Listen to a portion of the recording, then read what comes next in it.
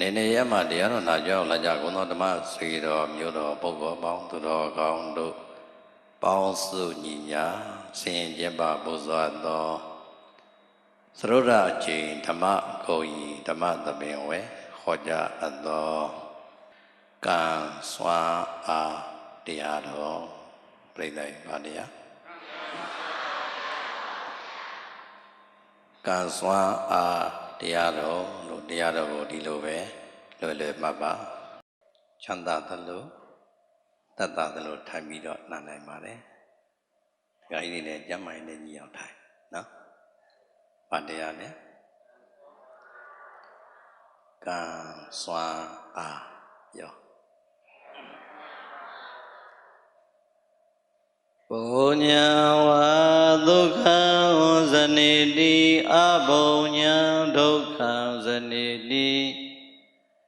ဒသမပုညံဝကတပံအပုညံနသကတပံပုညံဝါ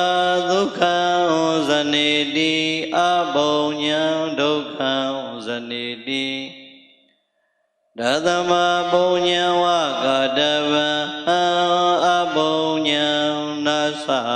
ကတပံဘေခဝေပရိသတ်လေးပါးจิตာจิตမိတို့ပုညံဝါသင်တို့ကိုယ်တိုင်ပြုထားတဲ့ကုသိုလ်ကောင်းမှုတရားတည်သာလျင်ဒုက္ခံသင်တို့ကိုယ်တိုင်လိုချင်တောင်းတနေတဲ့ဒီဘဝချမ်းသာနဲ့ဘဝတန်တရာချမ်းသာကိုစနေတိမုတ်ချမသွေဖြစ်စေရစီပါ၏အဘုံညံသင်တို့ကိုယ်တိုင်လွန်ကျူးလိုက်တဲ့အကုသိုလ်တရားစုံမျိုးကြတော့ဒုက္ခံသင်တို့ကိုယ်တိုင်မလိုခြင်းပါဘူးကြောက်လာပါတယ်ယွန်မုံလာပါတယ်ဆိုတဲ့ဆင်းရဲမျိုးစုံကိုစနေတိမုတ်ချမသွေဖြစ်စေရစီပါ၏တသမထို့ကြောင့်ဒုံမေသင်จิตာจิตမိတို့သည်ပုညံဝါဒီဘဝချမ်းသာနဲ့ဘဝတန်တရာချမ်းသာကိုရအောင်ပြီးဆောင်နိုင်သောကုသိုလ်ကောင်းမှုတရားများကိုသာလည်းကာတပံနိနိညညကောင်းစွာမသွေကြိုးစား၍ပြုအပ်ပါ၏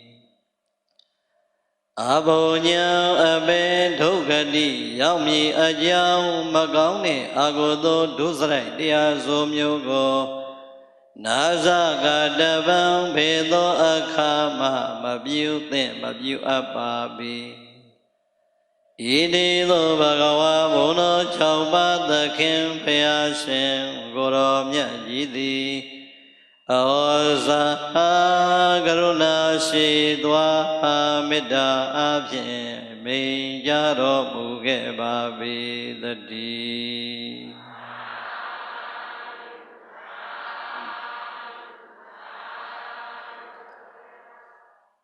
ပုညံဝါဒုက္ခံ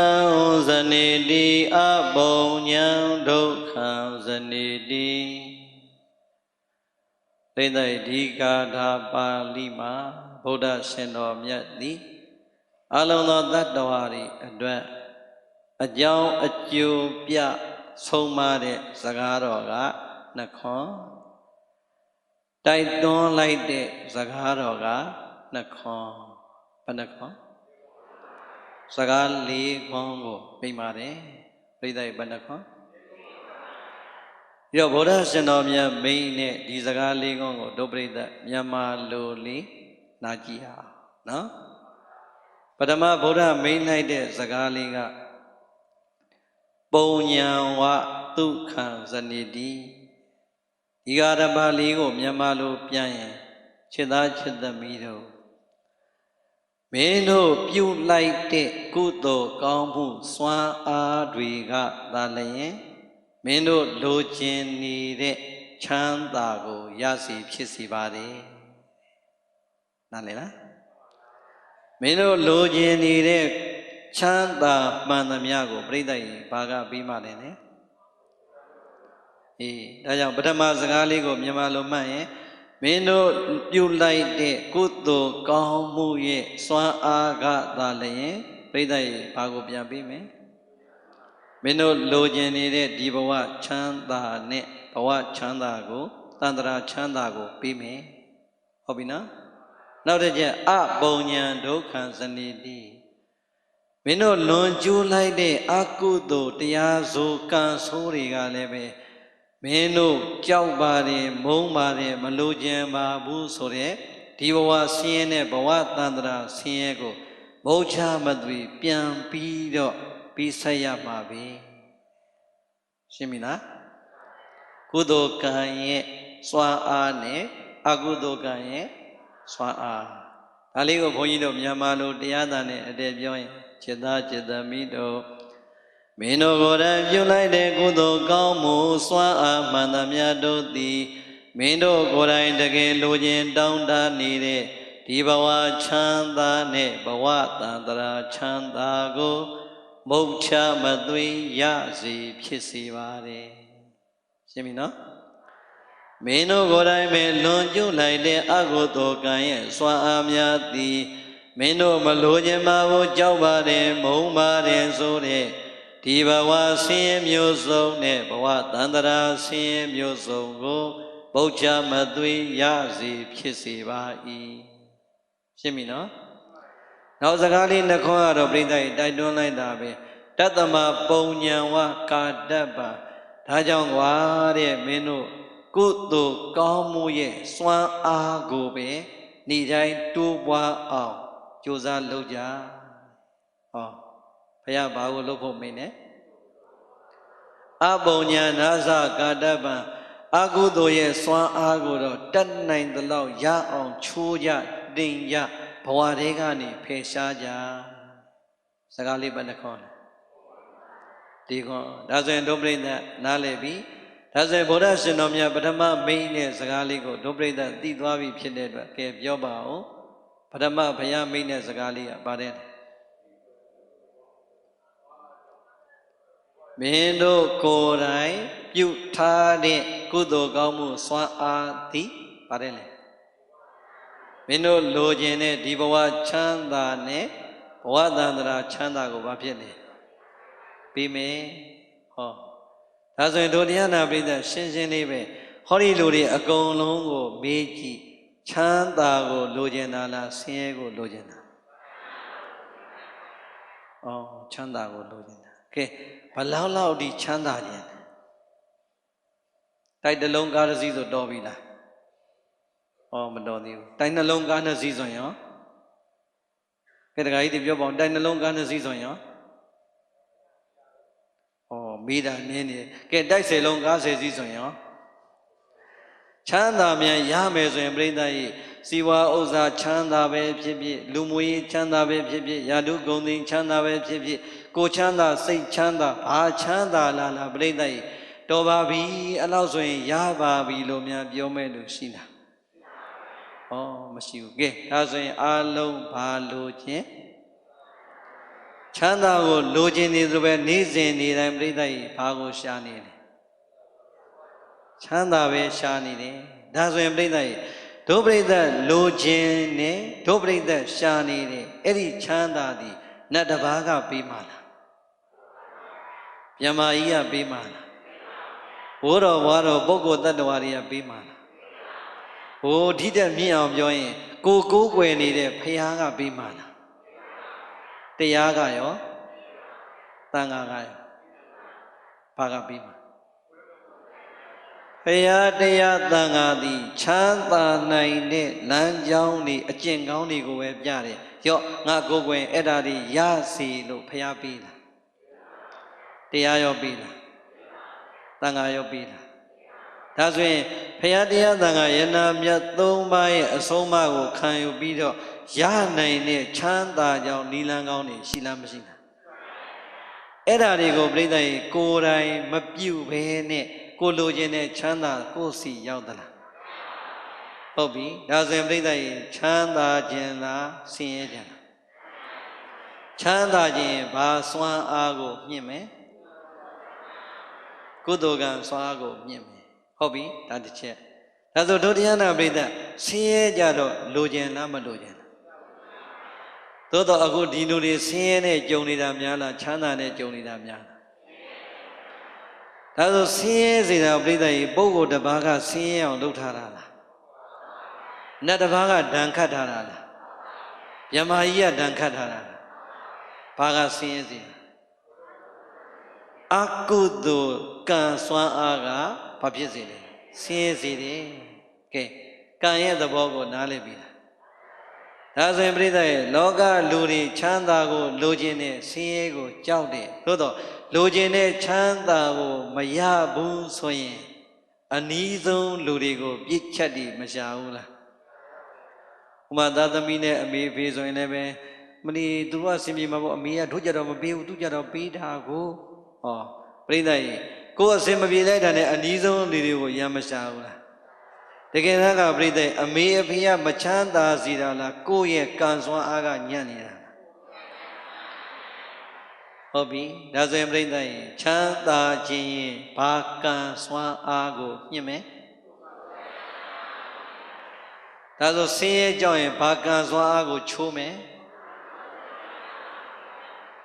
ဒီတော့ဗုဒ္ဓဘာသာဒီကံဆိုတဲ့သဘောတရားကိုလက်ခံယုံကြည်ထားလားမထားလားယုံကြည်ထားတယ်ဘယ်ဘာသာနဲ့မှမတူတဲ့ဗုဒ္ဓဘာသာရဲ့တန်ဖိုးအရှိဆုံးယုံကြည်ချက်တည်အဲ့ဒါပဲဖယားကိုယုံကြည်တယ်တရားကိုယုံကြည်တယ်သံဃာကိုယုံကြည်တယ်ဒါဘာသာတိုင်းမှာရှိတယ်သို့တော်ပြိဿရဲ့အဲ့ဒီကနေတဆင့်မြင့်အောင်ယုံကြည်လိုက်တဲ့ဗုဒ္ဓဘာသာရဲ့တခြားနဲ့မတူတဲ့ယုံကြည်မှုသည်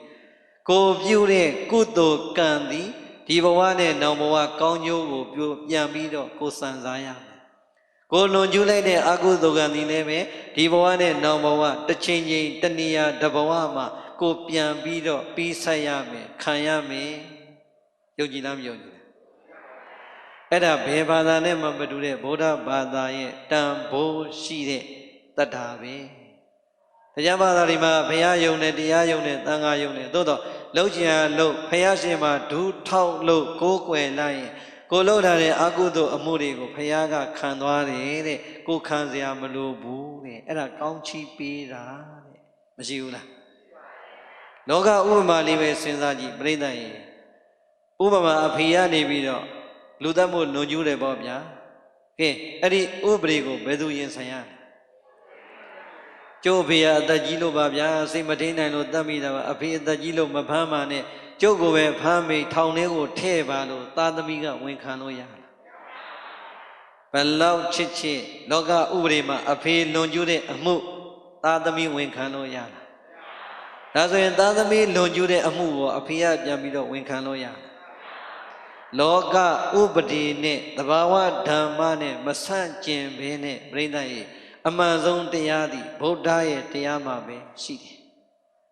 ရှင်းလားဒါဆိုရင်ဒုဓမ္မဆွေတော်မျိုးတော်တွေရှင်းသွားပြီချမ်းသာခြင်းရင်ဘာစွမ်းအားကိုမြင့်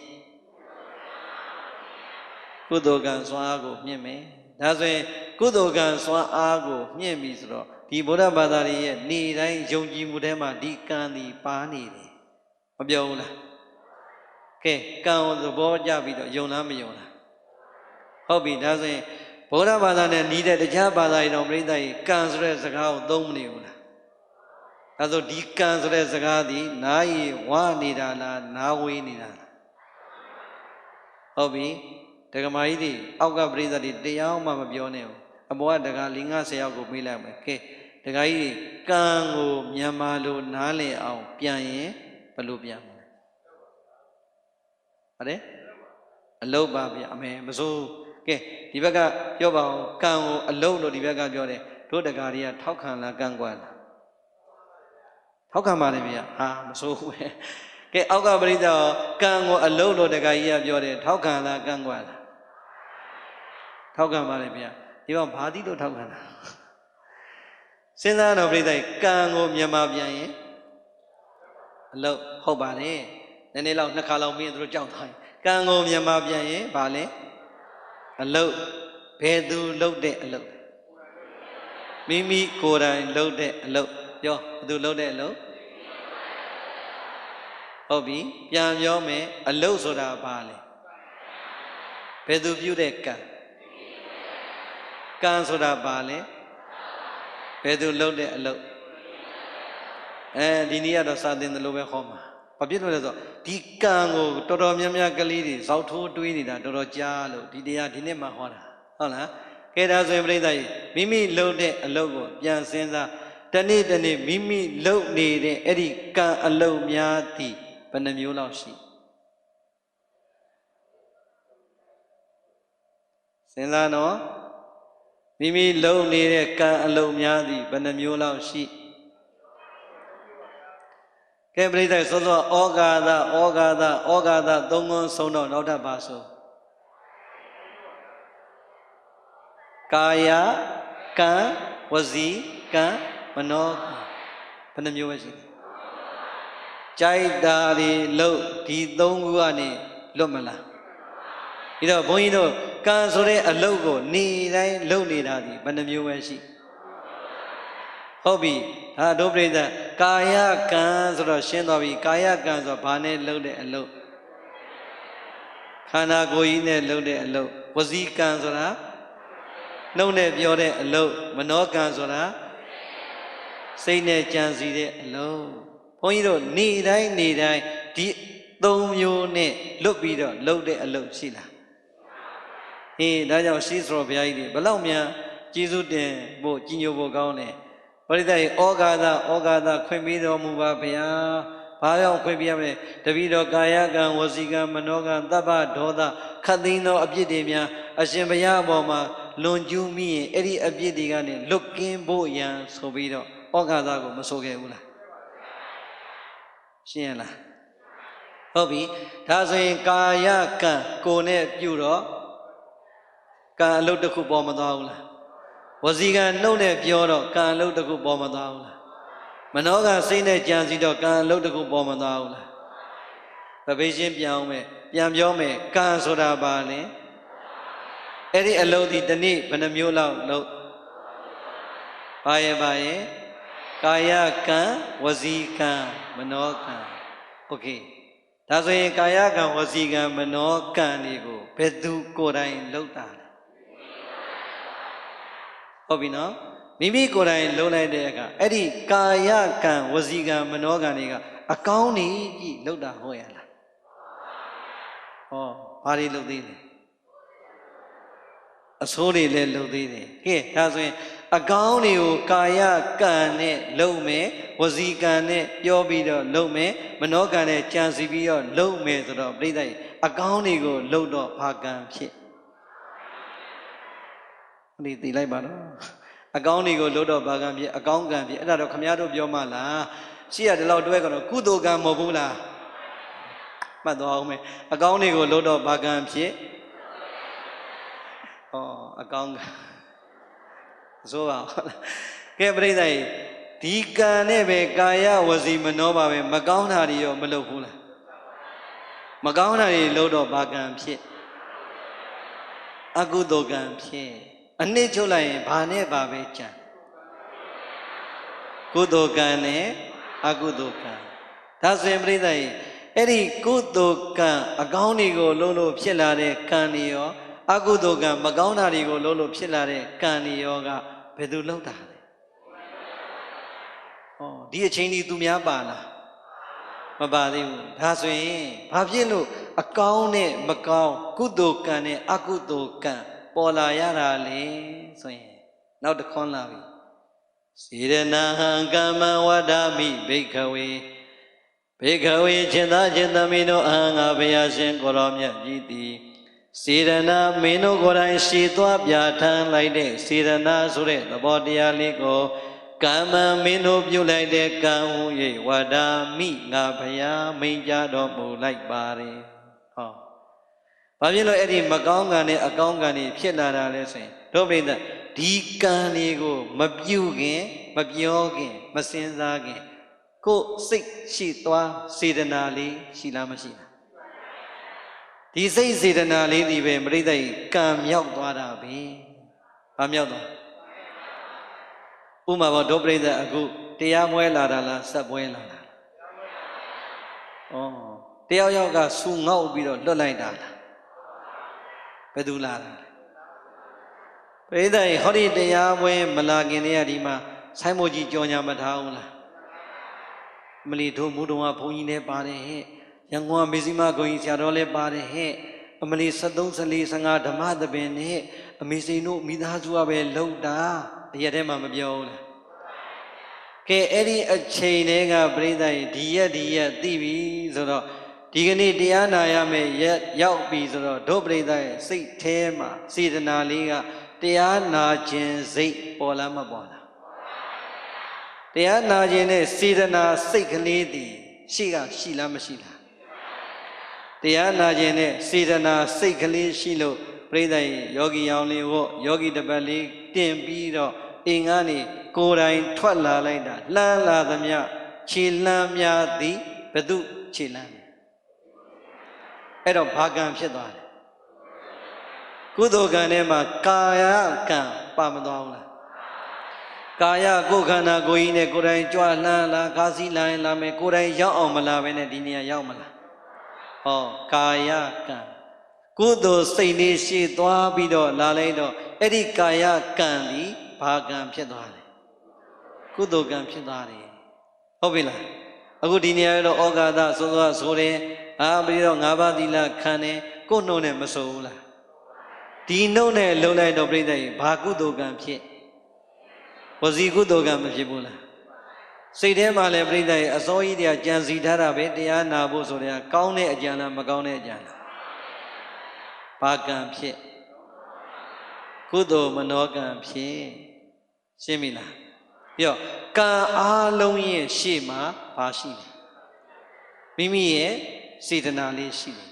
အရေးကြီးတယ်နော်အဲ့ဒီစေတနာလေးကကုသိုလ်ဘက်ကိုယိုင်သွားရင်ကုသိုလ်ကာယကံတွေပြုဖြစ်တယ်ကုသိုလ်ဝစီကံတွေပြောဖြစ်တယ်ကုသိုလ်မနောကံတွေစဉ်းစားဖြစ်တယ်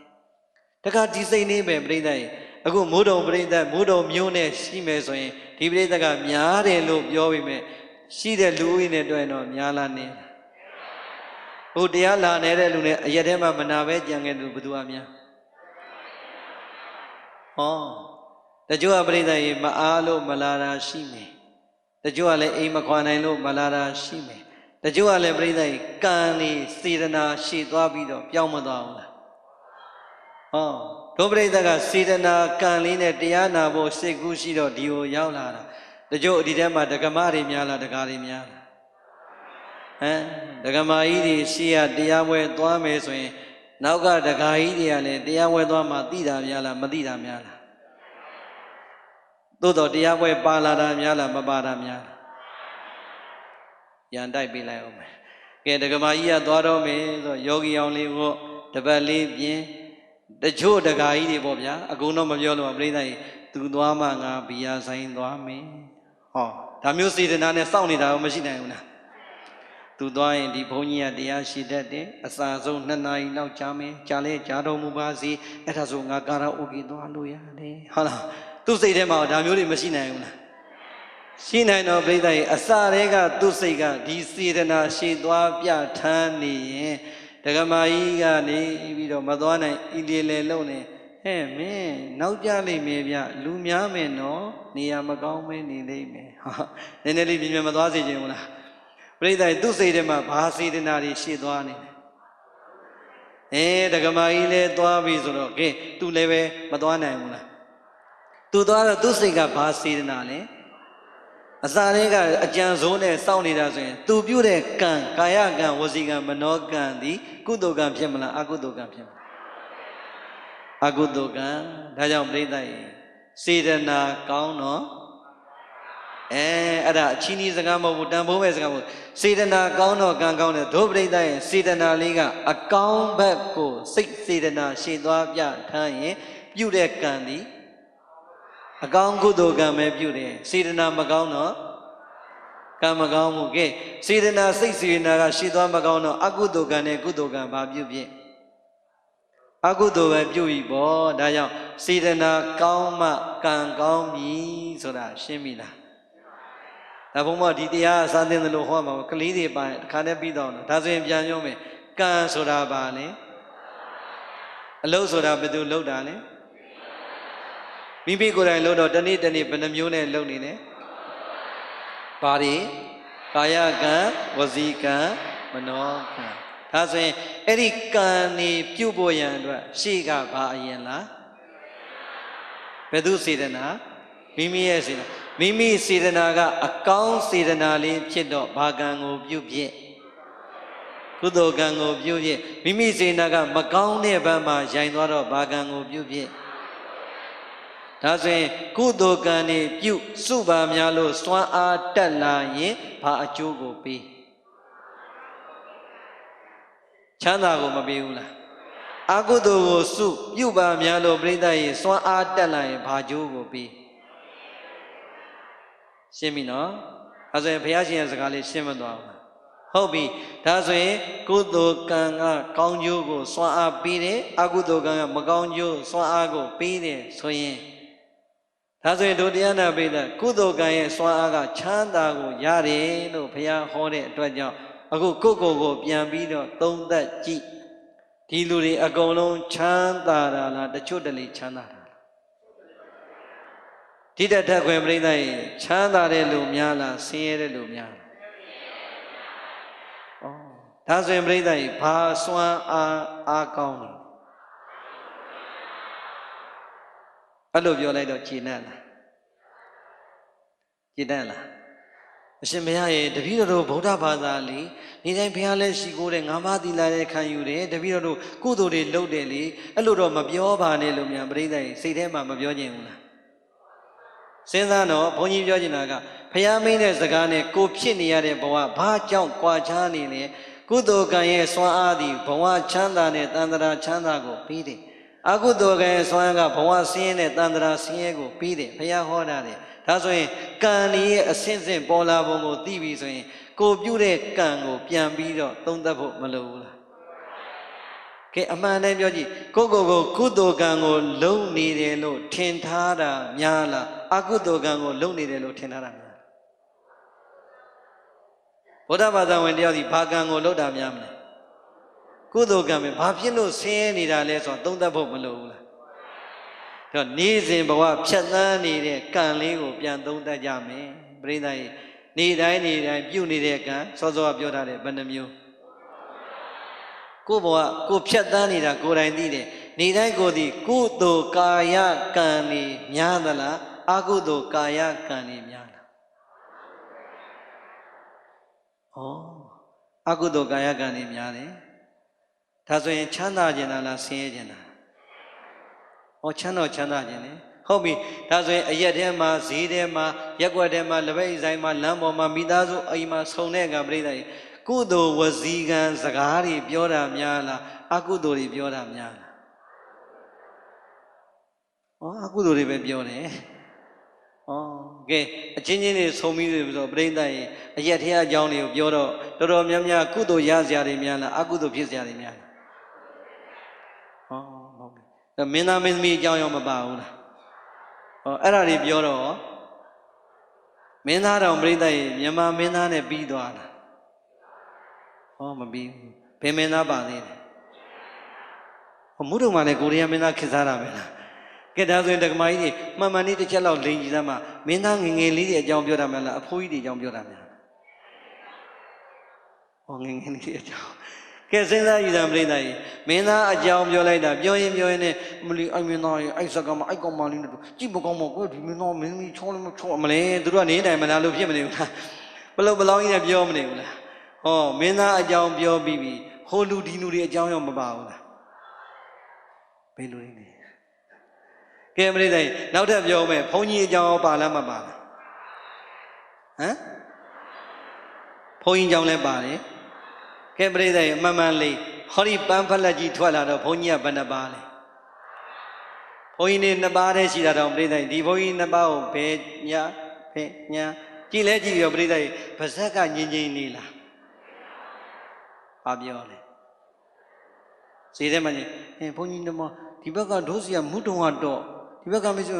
မရှိဘကိုမျက်မှန်မပါတော့တမျိုးမိုက်တယ်တော့ဟုတ်လား ပြောသေးလားအဲ့လိုလည်းပြောအောင်လေဟုတ်လားအဲ့တော့ပြောချင်တာပြိဿကြီးဘုန်းကြီးမြင်လိုက်တော့လေဘုန်းကြီးအကြောင်းကတော့ပါမသွားဘူးလားနောက်ဆုံးပြိဿကြီးဘုန်းကြီးအကြောင်းနဲ့မဟုတ်တခါလေးလွတ်တော်သွားရင်ဖရာတော်မပါဘူးလားမလီတခါလေးကျရင်ဖရာတော်မူတော်ဖရာနဲ့မော်လမြိုင်ဖရာပြိုင်နေတာဟုတ်လားအဲ့တော့ပြောချင်တာကနေ့စဉ်ပြောနေတဲ့ကံတွေပြန်စစ်ကုသိုလ်နဲ့အကုသိုလ်ပါများကဲမနောကံကြံစီစဉ်းစားနေတာကိုပြိဿကြီးသစ္စာ၄ပါးတွေခန္ဓာ၅ပါးအကြောင်းတွေများလားပေါက်တကိယတွေများလားဩဒါဆိုဒုပရိသကကံတော့ပြုတော့ပြုတယ်နေတိုင်းပြုနေတဲ့ကံတွေကဖြူတာတန့်တာများလားမဖြူမတန့်များပြီးတော့စွမ်းအားကပြိဿကြီးတက်လာသလားတက်မလာဘူးနော်အဲ့တော့ဘုန်းကြီးပြောချင်တာကအဲ့ဒါပဲအခုလူတွေရဲ့မကြည်နဲ့ချက်တခုဘာပြောနေလဲဆိုရင်အရှင်ဘုရားရေအရှင်ဘုရားတို့ပဲကုသိုလ်ကံရဲ့စွမ်းအားကဒီဘဝချမ်းသာနဲ့ဘဝတန်ត្រာချမ်းသာကိုပြီးတယ်အကုသိုလ်ကံရဲ့စွမ်းအားကဒီဘဝဆင်းရဲနဲ့ဘဝတန်ត្រာဆင်းရဲကိုပြီးတယ်လို့ပြောတယ်တဲ့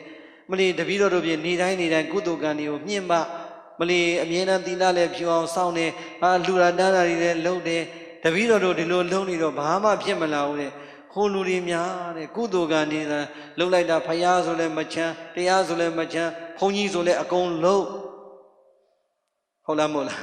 သူတို့ပြောတာနော်နောက်ဆုံးဘုံဘုံရဲ့တဲ့သားသက်ငါးသက်ဟာနွားသက်နေတဲ့လူတွေတိုက်နဲ့ကားနဲ့တယ်လီဖုန်းတွေများချိတ်ထားလိုက်တဲ့လက်ပြဖုန်း၅လုံးလောက်ခါချိတ်ထားသလိုပဲမပြောဘူးလားအဲ့ဒါအရှင်ဘုရားတို့ပြောတော့အာကုသိုလ်ကံကဒီဘဝဆင်းရဲတဲ့ဘဝတန်ត្រာဆင်းရဲကိုပြီးတယ်ဆိုတဲ့ဘာဖြစ်လို့သူတို့မပြီးဘဲနဲ့တပည့်တော်တွေကုသိုလ်ကံဆိုတာဘာလို့ချမ်းသာမပြီးတာလဲတဲ့ကဲပရိသတ်ကံကိုမကျေနပ်တဲ့လူတွေမပေါ်ဘူးလားကဲအမှန်တမ်းပြောကြည့်ကိုကအဲ့ထဲမှာပါလားမပါကိုတော့ပရိသတ်ကြည့်လိုက်ရင်မလီငါတို့ကကုသိုလ်ကံနဲ့နေတာသူတို့ကအကုသိုလ်ကံနဲ့နေတာတွေးပေမဲ့တော့ရွှေဆိုင်ကိုမသွားခင်ပြိဿရေကိုရွှေကိုကြည့်ပြီးပဲရည်က16ပဲရည်လို့တွက်တာများလား14ပဲရည်တွက်တာများလားအပြည့်16ပဲအပြည့်ပဲပရိသေကမှတ်ကြောက်တင်လိုက်တော့ကိုပဲရည်ကဘယ်လောက်ကျန်73ပဲရည်ကိုမရှိချင်တော့လား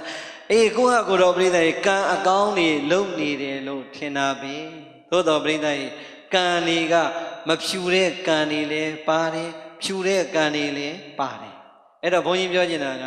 လူတော်တော်များများကပြစ္ဆုတ်ပံပြုတ်နေတဲ့ကံကိုပဲအာယုံပြုပြီးတော့ချမ်းသာဆင်းရဲပေါ်မှာမျက်စိလည်နေတတ်ပါတယ်ပြီးတော့ဘုန်းကြီးတို့ဒါလေးပြောချင်တာဒုပရိသတ်ကိုအကုသိုလ်ကံနေပြုတ်နေတဲ့ကုသိုလ်ကံကိုပြုတ်နေတယ်လို့မပြောလို့ပါဘူးဘာဖြစ်လို့လဲဆိုတော့ဗုဒ္ဓဘာသာဝင်သူတော်စင်တော်တော်များများတော့တခြားဘာသာနဲ့စာရင်တော့ကုသိုလ်ကံကိုပြုတ်တာများလားမပြုတ်တာပြုတာများနေဘယ်ရည်တခြားဘာသာတွေနဲ့ဆိုင်တော့တကယ်ပဲကျွန်တော်ဒီမိစ္ဆာတရားအားမကောင်းကံကြီးကောင်းတာလည်းမကောင်းတာကောင်းရတယ်ဒါဆိုရင်ကုသိုလ်ကံကောင်းတွေကိုဖြည့်ကျင့်နေပါလေဖြူတာမဖြူတာတော့ရောနေနေတယ်ဘာဖြစ်လို့ဒီလူတွေကတော့ဆင်းရဲပြီးတော့အကုသိုလ်ကံတွေကိုပြုပေါ်နေပြီးလုပ်နေပြီးတော့ဒီလူတွေအားကြောင့်ချမ်းသာနေတာလေဆိုတာတန်တရားဒီကနေ့ပေဖြောက်ပါဘာကြောင့်လို့ဘုန်းကြီးတို့ပေဖြောက်ခိုင်းတာလဲဆိုရင်ဟုတ်ပြီဘုန်းကြီးတို့ကံနဲ့ကံရဲ့အကျိုးကိုယုံကြည်တယ်ဆိုတာဒီဘဝကံတစ်မျိုးတည်းနဲ့လုံလောက်ပါမလားဘုန်းကြီးတို့ဒီကနေ့ဒီဘဝမှာပြုတ်နေတဲ့ကံများသည်ကုသိုလ်ကံပဲလှုပ်အကုသိုလ်ကံပဲလှုပ်ဒီကံရဲ့စွမ်းအားသည်ဒီဘဝမှာနိဗ္ဗာန်ကိုရနိုင်တဲ့တရားမျိုးမရသေးဘူးဆိုရင်ပရိသတ်နိဗ္ဗာန်မရမခြင်းဘဝဆိုတာဘုန်းကြီးတို့ကုန်ပြီလားဒါဆိုရင်နိဗ္ဗာန်မရသေးရင်ဘုန်းကြီးတို့အားလုံးနောင်ဘဝဆိုတာရှိမရှိ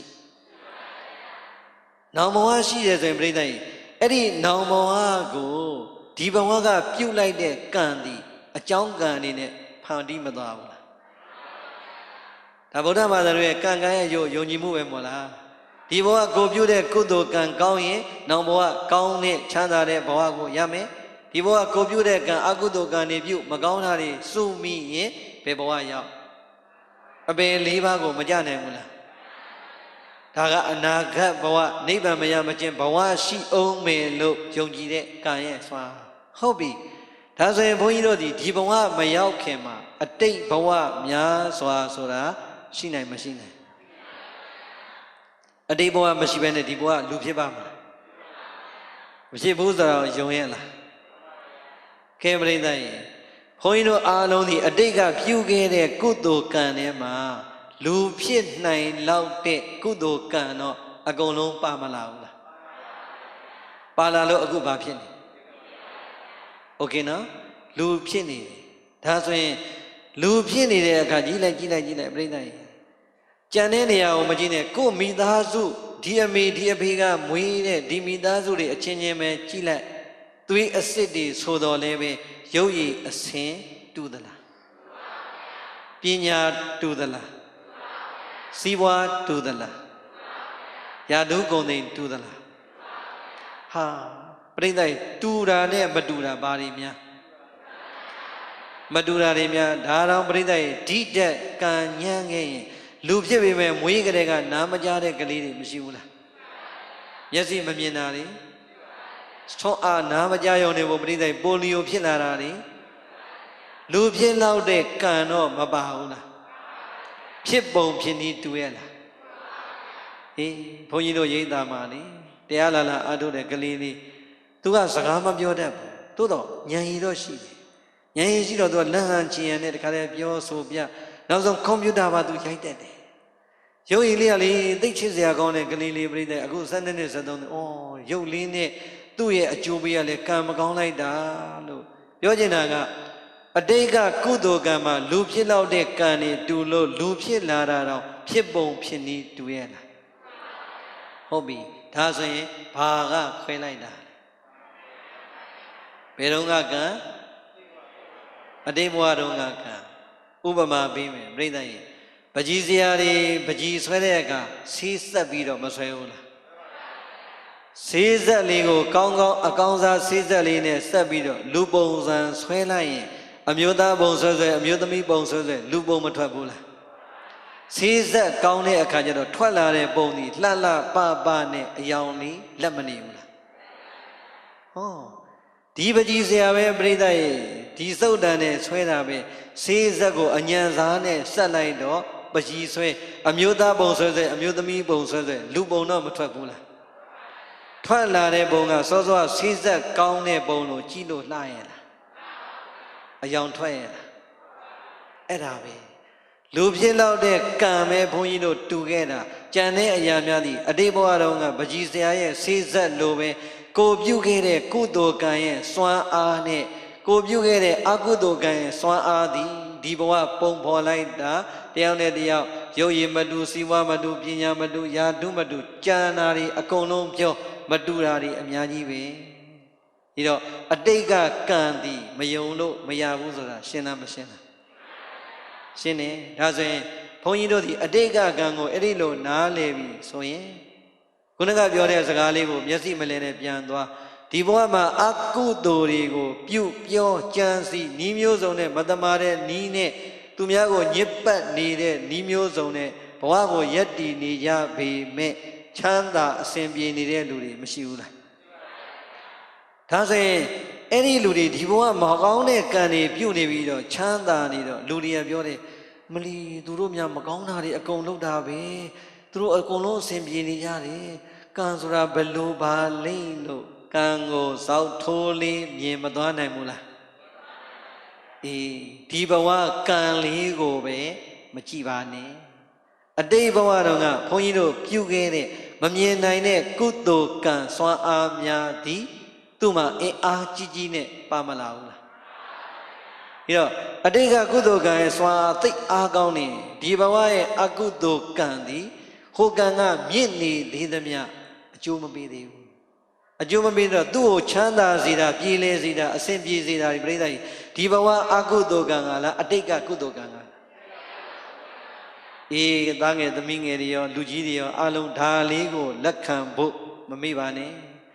အကုသိုလ်တွေပြုပြောစဉ်းစားအရက်ထဲမှာလူတိုင်းမြင်နေတဲ့လူတွေရှိပေမဲ့ချမ်းသာနေတာကိုအထင်ကြီးပြီးတော့ပြိဿကြီးဩသူတို့ကတော့ဒါတွေလုံးနေမယ်ဟုတ်နေတာပဲလို့မထင်ပါနဲ့ကိုမမြင်နိုင်တဲ့အတိတ်ကကုသိုလ်ကံများကသူတို့ကိုစောင့်ရှောက်နေတဲ့အချိန်တခါတခါများပြိဿကြီးလူမိုက်ဟာလီအဲ့ဒီအကုသိုလ်လုံရင်းနဲ့အတိတ်ကံပြီးတာကိုမယုံကြည်တဲ့အခါ ကိုပြုတဲ့အကုသိုလ်ကတော့အကျိုးပေးတယ်ထင်ပြီးတော့ချိုးချိုးမြိန်မြိန်နှစ်ခြိုက်ကိုဒီအကုသိုလ်ကံတွေကိုလုံနေတာမရှိဘူးလားအဲ့ဒါကိုပါမာဆိုလို့ဘာဖြစ်လို့လဲဆိုရင်တချို့ပြောတယ်အရှင်ဘုရားရေသူတို့ကလေအကုသိုလ်တွေကိုအကျိုးပေးတာဟောပြောလားမပြောလားကဲဒါဆိုရင်အကုသိုလ်ကအကျိုးပေးတာဟုတ်ရဲ့လားဘာကအကျိုးပေးအတိတ်ကကုသိုလ်ကံကအကျိုးပေးနေတာသို့တော်ပြိဿရေအတိတ်ကကုသိုလ်ကံကအကျိုးပေးနေတာကိုတချို့ကဒီဘဝအကုသိုလ်ကံထင်ပြီးတော့ပို့တော်လုပ်နေတာမရှိဘူးလားဖယားဆိုရင်လည်းပြမရမှာမကြောက်တော့ဒီအထိအကုသိုလ်ကိုအထင်ကြီးသွားတာမရှိဘူးလားတရားဆိုရင်လည်းစော်ကားပုတ်ခတ်နေတာတွေအများကြီးတန်ခါဆိုရင်လည်းပြိဿရေထုရိုက်နှက်နေတာတွေအများကြီးမရှိဘူးလားဒီတိုင်းမဲ့သာသက်ငါသက်ရင်နဲ့ပြိဿရေစီးပွားရှာသူများဒုက္ခရောက်လောက်အောင်ကိုမတမာတဲ့နီးစီနဲ့ရှာနေတာမရှိဘူးလားအေးဒါကြောင့်လူမိုက်ဟာအတိတ်ကုသိုလ်ကံပေးတာကိုမေ့ပြီးတော့အကုသိုလ်ကံပြုရင်းနဲ့ဟုတ်နေတာကိုအထင်ကြီးပြီးတော့ပြားတက္ကလိုပဲချိုးမြိန်စွာနှစ်သက်စွာနဲ့လုံမိနေတတ်တယ်အဲ့တော့တပြေးတပြေးနဲ့အတိတ်ကုသိုလ်ကံကလည်းပြိဿရေပေးရင်နဲ့လာပြီးဆိုပေးပါများရင်တို့ပြိဿလောကမှာကုန်မသွားဘူးလားအတိတ်ကကုသိုလ်ကံကလည်းပေးနဲ့ကုန်လာတယ်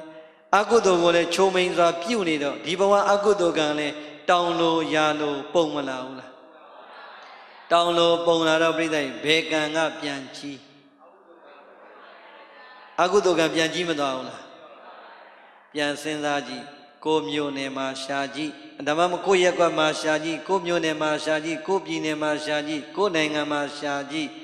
အတိတ်ကုသိုလ်ကံကိုပြိဿရေတတိမေ့ပြီးတော့အကုသိုလ်ပြစ္ဆုတ်ပံအကုသိုလ်ကံကိုအထင်ကြီးနဲ့ကောင်းတယ်နဲ့လှုပ်လိုက်တဲ့လူတွေအကုသိုလ်ကံအလှည့်ရောက်ပြီဆိုတော့50လောက်အထိအသက်တန်းကိုမိုက်လာလိုက်တာအသက်ကြီးမှဒုက္ခပြန်ရောက်တာတွေမရှိဘူးလား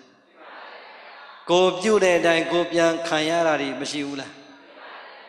မြန်မာနိုင်ငံရဲ့သမိုင်းကိုနောက်20အစိတ်လောက်ပြန်ကြည့်ဘုန်းကြီးတွေရောလူတွေရောပြိဿတွေနီးမျိုးစုံနဲ့ကြုံခဲ့ရတဲ့ဝတ်ဆင်းရဲတွေမရှိဘူးလားအေးအတိတ်ကုသိုလ်ကံကိုမေ့ပြီးတော့ပြစ္ဆုတ်ပံအကုသိုလ်ကံဟုတ်တယ်ထင်ပြီးတော့မှားပြီးရင်မှားနဲ့အမှားတွေပေါ်အမှားဆင့်မှားလာတဲ့လူတွေယူကြောင်မူကြောင်တည်သွားတဲ့လူရောမရှိဘူးလားအသေးဆုံးနဲ့တည်တဲ့လူရောအရှင်လက်ကိုပြုတ်တယ်လို့ပြန်ခံရတဲ့လူတွေရောမရှိဘူးလားအမလီပြိဿရေတခိုင်နဲ့တညာတဲ့ကနေအလုံးလိုက်အထွေးလိုက်အသီးကျွေကြတယ်လို့ပဲအကုန်လုံးကိုအမှိုက်လဲတယ်လို့ပါသွားတာရောမရှိဘူးလားဟောပြိဿရေအဲ့ဒါကြတော့ဘယ်ကံရဲ့စွမ်းအားလဲအတိတ်ကံလားပြစ္ဆုတ်ပံကံလားနို့အတိတ်ကုသိုလ်ကံပေးတာကိုပြစ္ဆုတ်ပံအကုသိုလ်ကံကိုအထင်ကြီးလုပ်တဲ့လူတွေကံသိတ်ကြီးလာရင်ပြိဿရေနောင်ဘဝစောင့်เสียလိုသလားအေးဒါကြောင့်အာလုံးသောဒုဓမ္မဆွေတော်မျိုးတော်ဒီနံပါတ်1တတိပေးပါတယ်ကံရဲ့စွမ်းအားကိုအာယုံပြုယုံကြည်တဲ့အခါမှာဒီဘဝရဲ့ပြစ္ဆုတ်ပံကုသိုလ်ကံအကုသိုလ်ကံလေးနဲ့ပဲအတွေးကိုမရက်ပါနဲ့ငါတို့မှာအတိတ်ကပါလာတဲ့သူတို့မှာအတိတ်ကပါလာတဲ့ကုသိုလ်ကံအကုသိုလ်ကံစွမ်းအားတွေအများကြီးရှိသေးတယ်လို့တတိထားဖို့မလိုဘူးလားဟုတ်ပြီဒါဆိုရင်အကုသိုလ်ကံပြုရင်းနဲ့ကြီးပွားနေတဲ့လူဒီဒီဘဝအကုသိုလ်ကံကပေးတာလားအတိတ်ကုသိုလ်ကံကပေးတာလား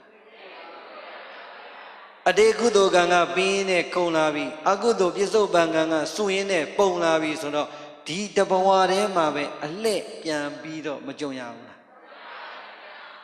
ဟုတ်ပြီနော်ဒီတော့တတိထားဖို့မလိုဘူးလားဒီနေရာမှာတို့ပြိဿကိုဘုန်းကြီးတို့စကြောင်းလေးတစ်ခုပြောပြမယ်မြတ်စွာဘုရားရဲ့ရောက်ခတိဘယ်သူလဲဟမ်ဘုရားရဲ့ရောက်ခတိကဒီဝတ္တဒုက္ခပဲမူတုံတော့မူတုံမလုံးနဲ့တော့ပေါက်တတ်ခဲ့ကဲမြတ်စွာဘုရားရဲ့ဥယျတော်ဒီဘယ်သူလဲဥယျတော်လဲသူပဲရောက်ခတိလဲသူပဲသုပ္ပဗုဒ္ဓပြောဘယ်သူလဲတာမန်အယက်သားလားရှင်ဘုရားလားရှင်ဘုရင်တော့ဦးလေးအရင်ရတော်တရားရဲ့အဖေဖြစ်တဲ့အတွက်ရောက်ကတိဆိုလဲသူပဲ ဆွေမျိုးအရင်ကြီးပဲအမေနဲ့မောင်နှမအရင်ဦးလေးလည်းအရင်ပဲ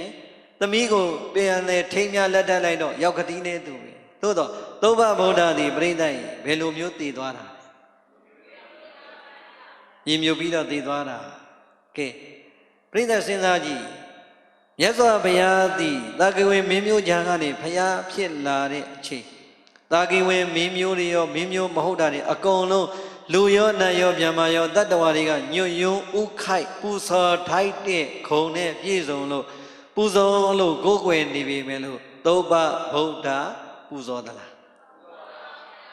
သူကပြိဿရေမဟုတ်တာကိုအညွှန်းသွားတာနဲ့ငါသမီးကိုပြစ်ထားခဲ့တဲ့ကောင်ပေါ့အရက်စကားနဲ့ပြဟုတ်တယ်မလားငါသမီးပြစ်ထားခဲ့တဲ့ကောင်ငါသားကိုညီကိုရင်းနေရမပြီးတဲ့ကောင်မဟုတ်တဲ့အမှားကြီးကိုအညွှန်းမထားဘူးလားရောလေပြိဿရေသုဘဗုဒ္ဓ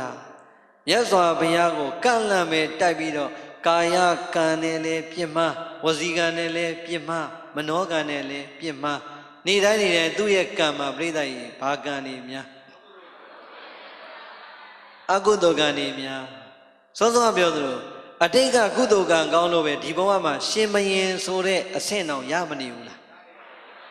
ရှင်မယင်ကြီးဖြစ်နေမှာတော့အတိတ်ကုသိုလ်ကံဘယ်လောက်ကောင်းနေဆိုဟောစရာလိုသေးလား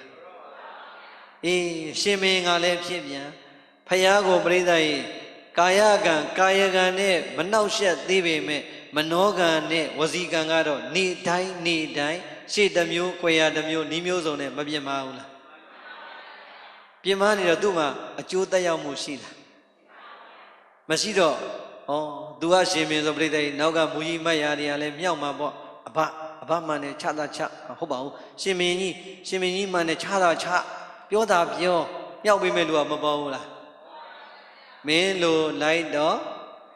မင်းကြိုက်ပဲဆောင်းတာပဲဒီတော့နောက်ကမြောက်တဲ့လူကလည်းမြောက်တာတစ်မျိုးရှိရလှုပ်တဲ့လူကလည်းလှုပ်တာတစ်မျိုးပြိဿရေကံနေစုလာလိုက်တာနောက်ဆုံးမြတ်စွာဘုရားရှင်ကိုတော်မြတ်နဲ့တန်ဃာတော်အရှင်မြတ်တွေကိုဆွမ်းခံရလမ်းပိတ်ဆို့ပြီးတော့ဆွမ်းမရဖို့သည့်အထိကာယကံနဲ့မပြတ်မအောင်လားဘုံပြောတဲ့ဟောတဲ့တရားပြင်းလားမပြင်းနဲ့နော်ဒီတရားမျိုးကကလေးရောလူကြီးရောနားလည်အောင်ကြော့ကြော့ဟောနေရတယ်ကလေးတွေကိုနားလည်စေခြင်းတော့အဲ့တော့ဘုံပြောချင်တာကကာယကံကိုယ်တိုင်ပြုတဲ့ကံအဆင့်ကိုပါမလာဘူးလားဝစီကံနဲ့မနောကံတော့ကဟုတ်ပြီလို့ထင်အောင်မလီသူ့ငါပြောတော့ဘာဖြစ်နေအမလီအကုသိုလ်ကံဘာဖြစ်လဲဘာမှမဖြစ်ဘူးငါပြောတာဟုတ်နေတာပဲငါပြောနေတာပဲဘဝင်နေမြင့်ပြီးတော့အထင်မကြီးနိုင်ဘူးလားဖယားတယ်မဟုတ်ဘူးတန်ဃာရဲ့ကံအပေါ်မှာတန်ဃာပါပြစ်မှားလာပြီဆိုတော့ဖယားလည်းပါသွားပြီဖယားမှာကိန်းနေတဲ့တရားလည်းပါသွားပြီတန်ဃာလည်းပါသွားပြီဆိုတော့ကံအဆင့်ကပြိဿရေအကုသိုလ်ကံนี่မြင့်ပြီးတော့စွမ်းအားတွေတက်မလာဘူးလားအဲ့ဒါပဲတတိထားပါပြီးတော့စွမ်းအားတွေတက်လာတဲ့အချိန်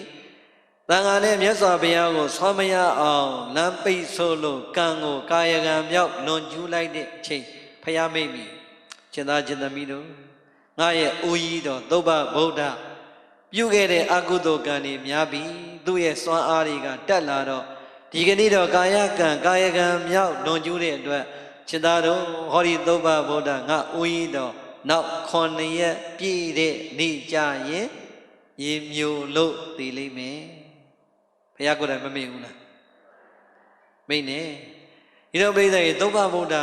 ကလေးတွေပြောတဲ့စကားနဲ့ဆိုရင်ပြင်းအောင်ပြင်းသေးတယ်ဟုတ်လားဘာဖြစ်လို့လဲသူလှုပ်လာပြိဿရေအာကုသိုလ်ကိုချိုးမြိန်ကိုကြိုက်နှစ်သက်စွာနဲ့မလွန်ကျူးခဲ့ဘူးလားဘာဖြစ်လဲဘာမှမဖြစ်ဘူးဘာမှမဖြစ်တော့သူသိပြီးတော့အာကုသိုလ်ကံကိုအထင်ကြီးမနေဘူးလား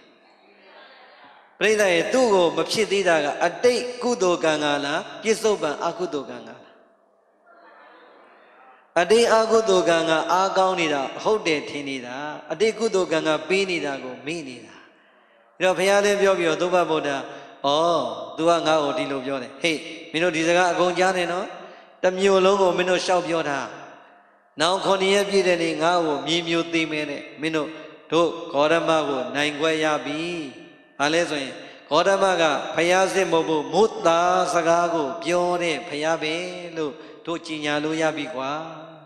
စကလုံးတစ်လုံးအပိုင်ရတော့ဝမ်းသာသွားတယ်ဘာဖြစ်သွားလဲ သုဘဗုဒ္ဓဤပရိသတ်အာရပါယနဲ့တခါတဲ့ပြန်ဟေ့ဂေါရမတို့9ရက်ပြည့်တဲ့နေ့မူသားစကားနဲ့အနံယူလို့ရပြီဒီတော့မင်းတို့ငါပြောမယ်သူကငါ့ကို9ရက်ပြည့်မြေမျိုးမယ်လို့ပြောတာငါမှမြေကြီးနဲ့မထိဒီခြေတော့ဘယ်လိုလုပ်မြေမျိုးမလဲကွာဒီတော့ငါ့ကိုလေ9ဆင့်ရှိတဲ့နံပြတ်သက်ပေါ်မှာထား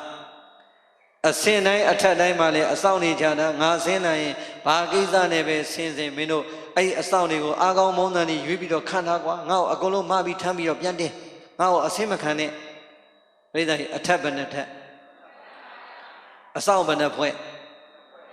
အထက်တိုင်းမှာလေကားရင်းနေမှာပြိဿကြီးအဆောင်တွေကိုအာကောင်းမုန်းတန်ရွေးပြီးတော့9ဖွဲ့ထားဒီလိုနဲ့နေလာလက်တာပြိဿကြီး1ရက်2ရက်မြန်ပြောဆို6ရက်ကုန်ပြီသုဘဗုဒ္ဓလက်ကမောင်းခတ်ပြီးတော့ဝမ်းသာနေပြီမနက်ဖြန်1ရက်ဆိုရင်ဟေးတို့ကြွေးကြော်လို့ရပြီဟေးကောင်းနေပြင်ထားအကုသိုလ်ချိုးမြိန်စွာနဲ့သုံးဆောင်မနေဘူးလားပြိဿရေ9ရက်ပြည့်တဲ့နေ့လည်းရောက်တယ်သူစည်းတဲ့စီးတော်မြင်းက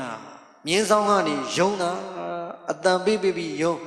အတန်ပေးတဲ့အတန်ကြီးကဘုံ9ဆင့်ပြတ်သက်9ဆင့်မှာနေတဲ့သုဘဗုဒ္ဓကြားတော့ပြတ်သက်တက်ကလည်းဟာကောင်းနေမြင်းအော်နေတဲ့ကျိုးလို့လိုက်မဲ့ထိမ့်မဟာအာမြင်းသမားတွေကလည်းထိမ့်မရနောက်ဆုံးမြင်းရပြိဿရေသူကျိုးကိုသူတခါလဲဖြတ်ပြီးတော့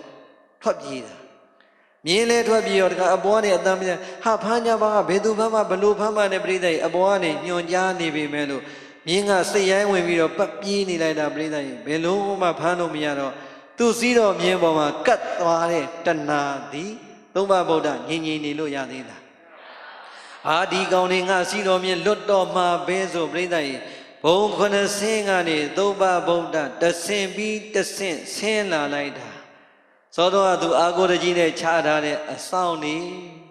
ဖေပဲရိုက်နေတာလားအိပ်ပဲပြောနေတာလားမူးပဲမူးနေတာလားမသိဘူးဘယ်အထမ်းမှတားမဲ့ဖမ်းမဲ့လို့မရှိဘူးရှွတ်ဆိုအောက်ဆုံးဓာတ်ရောက်သွားပြီအောက်ဆုံးဓာတ်လေကားကနေပြိဿရေမြေပြင်ပေါ်ဆင်းမြင်းကိုဖမ်းမယ်ဆိုတဲ့ချိန်တတိကတ်နိုင်သေးလားအေးအဲ့ဒီမှာပဲပြိဿရေလေကားကနေဆင်းလိုက်တာနဲ့လေကားရင်9ရက်ပြည့်တဲ့နေ့ခြေအစုံနဲ့မြေပြင်နဲ့ထိလိုက်တာသုဘဗုဒ္ဓဆက်လျှောက်လို့ရသေးလားအေးအဲ့ဒီမှာပဲတဖြည်းနဲ့အရှင်လက်ဘာဖြစ်သွားလဲညီမျိုးသွားတယ်ရှင်းပြီလားအတိတ်ကပေးတဲ့ကုသိုလ်ကံကိုဒီဘဝပြစ္ဆုတ်ပံအကုသိုလ်ကံကဘာမှမဖြစ်ဘူးဟုတ်ပြီထင်ရင်းနဲ့ချုံမြိန်စွာလွန်ကျူးလိုက်တာအကြီးစားကာယကံဝစီကံမနောကံကံကြီး3ပါးစုံသွားတဲ့နေ့သုဘဗုဒ္ဓရဲ့ကံကြွေးသည့်နောင်ဘဝရောက်အောင်စောင့်ရလား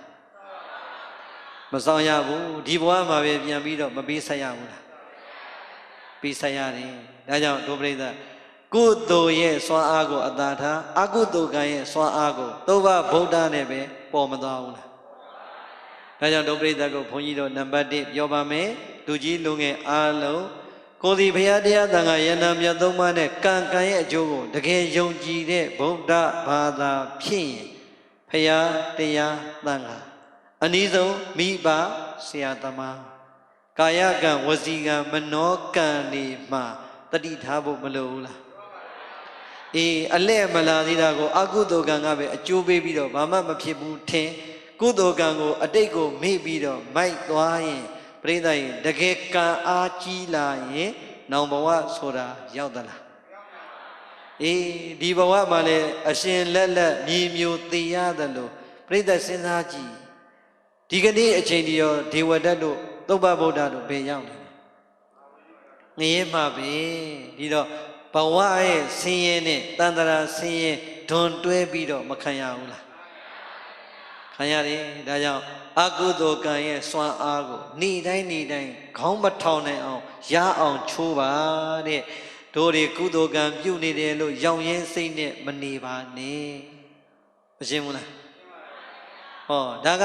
ပြစ္ဆုတ်ပံအကုသိုလ်ကံပြုနေပြီမဲ့လို့အတိတ်ကုသိုလ်ကံမိအစဉ်ပြေနေတဲ့လူတွေကိုပြိဿရင်အကုသိုလ်ကံရဲ့စွမ်းအားကိုပြောတာပြီးရင်ထပ်ပြောမယ်ဒါဆိုရင်တချို့ကဒီဘဝမှာကုသိုလ်ကံနေပြုနေပေမဲ့အကျိုးမပေးနိုင်တဲ့အခါကျတော့ကိုပြုနေတဲ့ကုသိုလ်ကံပေါ်မှာတခါတလေပေါ့သွားရော့သွားပျော့သွားတာတွေမရှိဘူးလား လုံးတာပဲဒုလည်းဘုရားတရားတန်ခါနဲ့လှူကြရှိတာလဲလှူနေတာပဲဘာမှမဟုတ်တဲ့လူတွေတော့ချင်းနေကောင်းတာတို့ပဲခံနေရတယ်ဆိုပြီးတော့တခါတခါကံပေါ်မှာမျက်စိလဲပြီးတော့စိတ်ကုံသွားတာဖြစ်ဘူးလားမဖြစ်ဘူးလားအမလီမဖြစ်ကြနဲ့ဒုပရိသတ်စောစောကပြောသလိုပဲဘုန်းကြီးတို့မှာအတိတ်ကမမြင်ရတဲ့အကုသိုလ်ကံနေရှိလားမရှိလားဒါဆိုရင်ဒီဘဝပြုတဲ့ကုသိုလ်ကံတွေကဒုပရိသတ်အကျိုးမပေးတာဒီနံပါတ်1စဉ်းစားမယ်ကိုယ့်ရဲ့ကုသိုလ်ကံစွမ်းအားသည်စွမ်းအားမပြည့်သေးတာရောမဖြစ်နိုင်ဘူးလားစောစောဘုန်းကြီးပြောတယ်ဗုဒ္ဓဘာသာဝင်သူတော်စင်တွေနေ့စဉ်ကုသိုလ်ကံကိုနေတာနဲ့များတာဖြူတာနဲ့မဲတာပဲကွာမယ်ပြုတော့ပြုမနေဘူးလားသို့တော့စွမ်းအားကောင်းသလားမကောင်းဘူးဥပမာပေါ့မီးလင်းနေတယ်မီးတော့လာနေတာပဲလာရင်မလင်းဘူးလားပရိသတ်ရင်မှိန်လေးလင်းတာရှိတယ်တော်တော်လေးလင်းတာရှိတယ်အံပီယာအပြည့်လင်းတာရှိတယ်ဟုတ်တယ်မလားဒါတော့မှိန်လေးလင်းနေရောမီးလာတယ်လို့ပြောလို့မရဘူးလားဒီတိုင်းပဲကိုကကုသိုလ်ကံတော့ပြုနေတယ်သို့တော့ပြုတဲ့ကံကပရိသတ်ရင်နေသေးတယ်စွမ်းအားမပြည့်သေးဘူးဆိုရင်မီးတော့လာတယ်လင်းအားမကောင်းတဲ့မီးနဲ့မတူဘူးလားကံတော့ပြုတယ်ကံစွမ်းအားကကောင်းပြီလားအေးဒါဆိုရင်ပရိသတ်ကြီးအဲ့ဒီကံစွမ်းအားတွေကိုတော်တော်များများပြန်သုံးသက်သမားယိုကြမိယိုဖလာကျင့်စဉ်လောင်းနဲ့ရောက်ရင်းနေတဲ့ဗုဒ္ဓဘာသာတွေအများကြီးပဲအဲ့တော့ဘုန်းကြီးတို့ဒီကနေ့အကြံပေးချင်တာကမမြင်ရတဲ့အတိတ်ကအကုသိုလ်ကံကကိုယ့်ကိုအကျိုးမပေးတာလည်းဖြစ်နိုင်တယ်ဒီဘဝပြုတဲ့ကုသိုလ်ကံကလည်းကံစွမ်းအားမပြည့်သေးတာမဖြစ်နိုင်ဘူးလားဟုတ်ပြီဒါဆိုရင်မိအားနေတော့ပြိဿရင်မိအားမြင့်ဆက်လေးတွေမဝယ်ရဘူးလားဩနံပါတ်ဘယ်နှမျိုးလောက်ထိပါလဲပြိဿရင်မိအားနေတယ်ဟဲ့မိအားနေလိုက်တာတင်ပေါင်းဟဲ့ထောင်းတစ်ချက်တင်လိုက်တယ်ပြိဿရင်လင်းမလင်းဘူးလားပိုလင်းလားမလင်းလားဟဲ့ပိုလင်းလားမရသေးဘူးတင်အောင်ထောင်းဟာတင်လိုက်ပြန်ပြီမရသေးဘူးတင်အောင်ထောင်းနောက်ဆုံးပြိဿရင်နံပါတ်5လောက်ရောက်မှပဲဘာဖြစ်သားလဲမိအားပြည့်မသွားဘူးလားအဲ့ကြမှာလိုချင်တဲ့အလင်းမရဘူးလားအေးအဲ့တိုင်းပဲဒုပရိသတ်ကနေတိုင်းကိုတော့ဘုရားရှိခိုးတယ်သီလယူတယ်မေတ္တာသုတ်တယ်ပဋ္ဌာန်းတွေယူတယ်ငါကုသိုလ်ကံဒီလောက်လုံနေတာပဲလို့ရောင်ရဲမနေနဲ့ပရိသတ်မီးတော်လာတယ်အာမပြည့်တဲ့မီးနဲ့တူမနေဘူးလားအဲ့တော့မီးအားမြင့်ဆက်လို့ပဲဒုပရိသတ်ကံစွမ်းအားကိုဘာလို့ဖို့လို့မြင့်လို့တစ်ချက်ချင်းလုံးနေတက်ငါးချက်လောက်တင်လိုက်ပြိဿကြီးဒါနနဲ့တင်သီလနဲ့တင်ဘာဝနာနဲ့တင်ချလိုက်စမ်းမှာကံမျိုးစုံလင်သွားရင်ဒုပရိသလည်းဒီဘဝမှာရင်ကုသိုလ်ကံရဲ့စွမ်းအားမလာနိုင်ဘူးလားဒါဆိုရင်ဒီဘဝရဲ့ကုသိုလ်ကံကိုလည်းအဲ့ဒီလိုမြင့်မယ်အတိတ်တုန်းကအကုသိုလ်ကံကလည်းမမြင်ရပေမဲ့လို့ရှိနေတယ်ဆိုတာမရှင်းဘူးလားအေးဒါကြောင့်အစင်များမပြင်းကံကိုမျက်စိလဲပြီးတော့တော်ပါပြီလို့ကုသိုလ်ကံကိုလက်မလျှော့မိပါစေနဲ့။အော်ငါတို့အတိတ်ကအကုသိုလ်ကံလည်းအာကြီးနေပုံရတယ်။ဒီဘဝကုသိုလ်ကံစွမ်းအားကလည်းအားနေနေသေးတယ်ထင်တယ်။ပြီးတော့ဒီဘဝကုသိုလ်ကံကိုလည်းမြင့်တဲ့မြင့်အောင်မြင့်မှများတော့ပြိဿကြီးကိုယ်မှာကုသိုလ်ကံစွမ်းအားတွေတက်မလာဘူးလား။အတိတ်ကအကုသိုလ်ကံကလည်းပြင်းနဲ့တဖြည်းနဲ့အားနေလို့ကုံလာပြီဒီဘဝပြစ္ဆုတ်ပံကုသိုလ်ကံကလည်းအားကောင်းလာပြီဆိုတော့ဘဝဒီမထင်မဖဲနဲ့ပြောင်းပြန်လာကြီးပွားတိုးတက်သွားတာကိုယ်တိုင်ရောမကြုံဘူးလားကိုမျိုးကိုရွာကိုဒေသကိုနိုင်ငံမှာလည်းပြိဿဒီလိုလူတွေဒုနဲ့ဒီမရှိဘူးလားအေးကံရဲ့စွမ်းအားမှာကုသိုလ်ကံစွမ်းအားကလည်းပြစ္ဆုတ်ပံမှာမြင့်လာတယ်အတိတ်ကအကုသိုလ်ကံကလည်းတဖြည်းကုန်လာပြီဆိုတဲ့အချိန်အကုသိုလ်ကံကုန်မှတော့ပြိဿကြီးဘာကံပြန်လာမယ်ကုသိုလ်ကံပြန်လာမယ်ပြီးတော့ကုသိုလ်ကံအတိတ်နဲ့ပြစ္ဆုတ်ပံပေါင်းမိရင်လည်းပဲမထင်မှတ်လောက်အောင်ဘဝရဲ့ကြီးပွားတိုးတက်အောင်မြင်မှုများသည်မရဘူးလားလက်ခံလားဘုံမာရီညီမတွေနဲ့တိုင်ပင်တာငါလို့လူတွေပြင်းမပြင်းလူတွေကံရဲ့သဘောတရားကိုနားလည်အောင်ဟောခြင်းနဲ့လို့ဒီလောက်ဆိုရင်ပြိဿကြီးတော်တော်လေးရှင်းမသွားဘူးမရှင်းဒီခွေကိုအိမ်မှာပြန်ပြီးတော့ထပ်နာထောင်ဓမ္မကလေးတွေပြန်ပြောတတ်မှာအဲ့တော့ပြိဿကြီးဘုန်းကြီးတို့ရဲ့ဘဝလေးနဲ့နှိုင်းပြပါမယ် ဘုန်းကြီးတို့2008ခုနှစ်တုန်းကအမေရိကမှာအုံနောက်သူရောပါပြီးတော့သေလောက်အောင်ဖြစ်သွားတာတော်တော်များများမမြင်ရပေမဲ့ကြားလားမကြားလားတချို့ဆိုအခွေတွေတောင်မှရောင်းစားလို့အခွေတွေကြည့်ရတယ်ပြောတယ်ကြည်ဘူးလားခေပရိသတ်ကြီးဘုန်းကြီးတို့ဖြစ်လိုက်တာမှသေလောက်အောင်ဖြစ်ဆိုဘယ်လိုမှဆေးကုလို့မရတဲ့နေရာအုံနောက်ကြီးနဲ့အုံနောက်ငယ်နဲ့အတွင်းဘက်မှာသွားဖြစ်တော့ဒီဘက်ကလည်းဓာဝင်လို့မရဒီဘက်ကလည်းဓာဝင်လို့မရဒီကောင်းကြီးလှန်ရင်လည်းလှန်တာပဲကြည့်မယ်ဒီထဲမှာပြိတ္တိဓာကအထင်းဝင်လို့မရတဲ့နေရာဖြစ်တဲ့အခါကျတော့ဆရာဝန်အကုန်လုံးငုတ်တို့ထိုင်ပြီးတော့ဒီသွေးကဘယ်အချိန်မှတိတ်မလဲစောင့်ကြည့်ရင်းနဲ့ပဲသွေးကတပြေးတပြေးနဲ့ကြီးလာလိုက်တာနောက်ဆုံးနှလုံးကြောကို6နာရီလောက်ရှိရင်ဖုံးပြီးတော့သေတော့မယ်သူတို့တွက်ပြီးတော့နောက်ဆုံးပြိတ္တိနောက်ဆုံးအချိန်ကိုတတ်မှတ်လိုက်ပြီဘာကိုတတ်မှတ်လိုက်ပြီလဲဘုန်းကြီးတို့နောက်ဆုံးချိန်တတ်မှတ်လိုက်ပြီနောက်ဆုံးအချိန်မတတ်မှတ်ခင်မှာဘုန်းကြီးကဘာသွားတတိယလဲအရေးပေါ်အခန်းထဲကိုကိုယ်ယောဂနဲ့တင်လိုက်ပြီဆိုတဲ့အချိန်ကဘာတွေးလဲဆိုဘုန်းကြီးတို့တက္ကသိုလ်မှာကျောင်းတက်တဲ့အချိန်ဒီကိုတော်လေးလည်းတက္ကသိုလ်ဆင်းမယ်ဘုန်းကြီးတို့ရန်ကုန်တက္ကသိုလ်ပဲသူနဲ့ကိုယ်နဲ့မြင်တော့မှတ်မိမှာပါအဲ့တော့ပြိဿကြီးပြောချင်တာကမင်းကုန်းစော်ဘုရားကြီးကဘုန်းကြီးတို့တွေဒုတိယနှစ်မှာစော်ဘုရားကြီးပြန်လွန်တော်မူတာဘုန်းကြီးရဲ့တက္ကသိုလ်ကြီးကမင်းကုန်းစော်ဘုရားကြီးတည်ထောင်သွားတဲ့တက္ကသိုလ်ကြီးဒီတော့စော်ဘုရားကြီးနေမကောင်းဘူးဆိုတော့မင်းကုန်းမှာဖြစ်နေတဲ့ဒီမှာတက္ကသိုလ်မှာနေတိုင်းစာမသင်ငယ်မှာကဲမင်းကုန်းဆရာတော်ဘုရားကြီးတော့ကျမ်းမာရေးအသေးအံဖြစ်နေတယ်ဗျာတပည့်တော်တို့မေတ္တာပို့ကြရအောင်ဆရာတွေနဲ့သံဃာတွေအကုန်လုံးစာမသင်ငယ်မေတ္တာတွေပို့ကြတချို့လူဆရာကြီးတွေပမောကဥတ္တင်တွေဆိုငိုတာအတန်ဗျာကြီးတွေနဲ့ငိုတာပြန်လို့တော့မမှုသေးဘူးနော်အဲ့တော့ဘုန်းကြီးတို့လည်းတကယ့်ကိုစိုးနှင့်ကြည်ကွဲစွာခံစားရတာပဲအဲ့တော့တည်င်းနေရနေတိုင်းရောက်တာပေါ့စာမသင်ငယ်အရှင်ဘုရားတို့ဆရာတော်ဘုရားကြီးကတော့ပိုက်တွေတတ်ထားရပြီဘုရားမင်းကုန်းမှာရှိတဲ့ပိဋကသုံးပုံပြန်နေတဲ့ကိုတော်တွေကလည်းဆရာဘုရားကြီးကိုကမ္မဝါစာရီနဲ့ဝိုင်းပြီးတော့ဖတ်ကြတယ်ဘုရားမေတ္တာသုတ်တွေနဲ့ရွတ်ကြတယ်ဘုရားကုသိုလ်ကံကိုမြင့်ကြတယ်ဘုရားဆရာတော်ဘုရားရဲ့တပည့်တကာတွေကလည်းဆရာတော်ဘုရားကြီးအတွက်ဒါနတွေပြုကြသီလတွေကိုတခါတဲ့အဋိဌံဝင်ဆောက်တည်ကြဘာဝနာတွေပွားကြနဲ့မျိုးစုံဝိုင်းနေတဲ့အရှင်ဘုရားတို့လည်းဝိုင်းကြပါဘုရား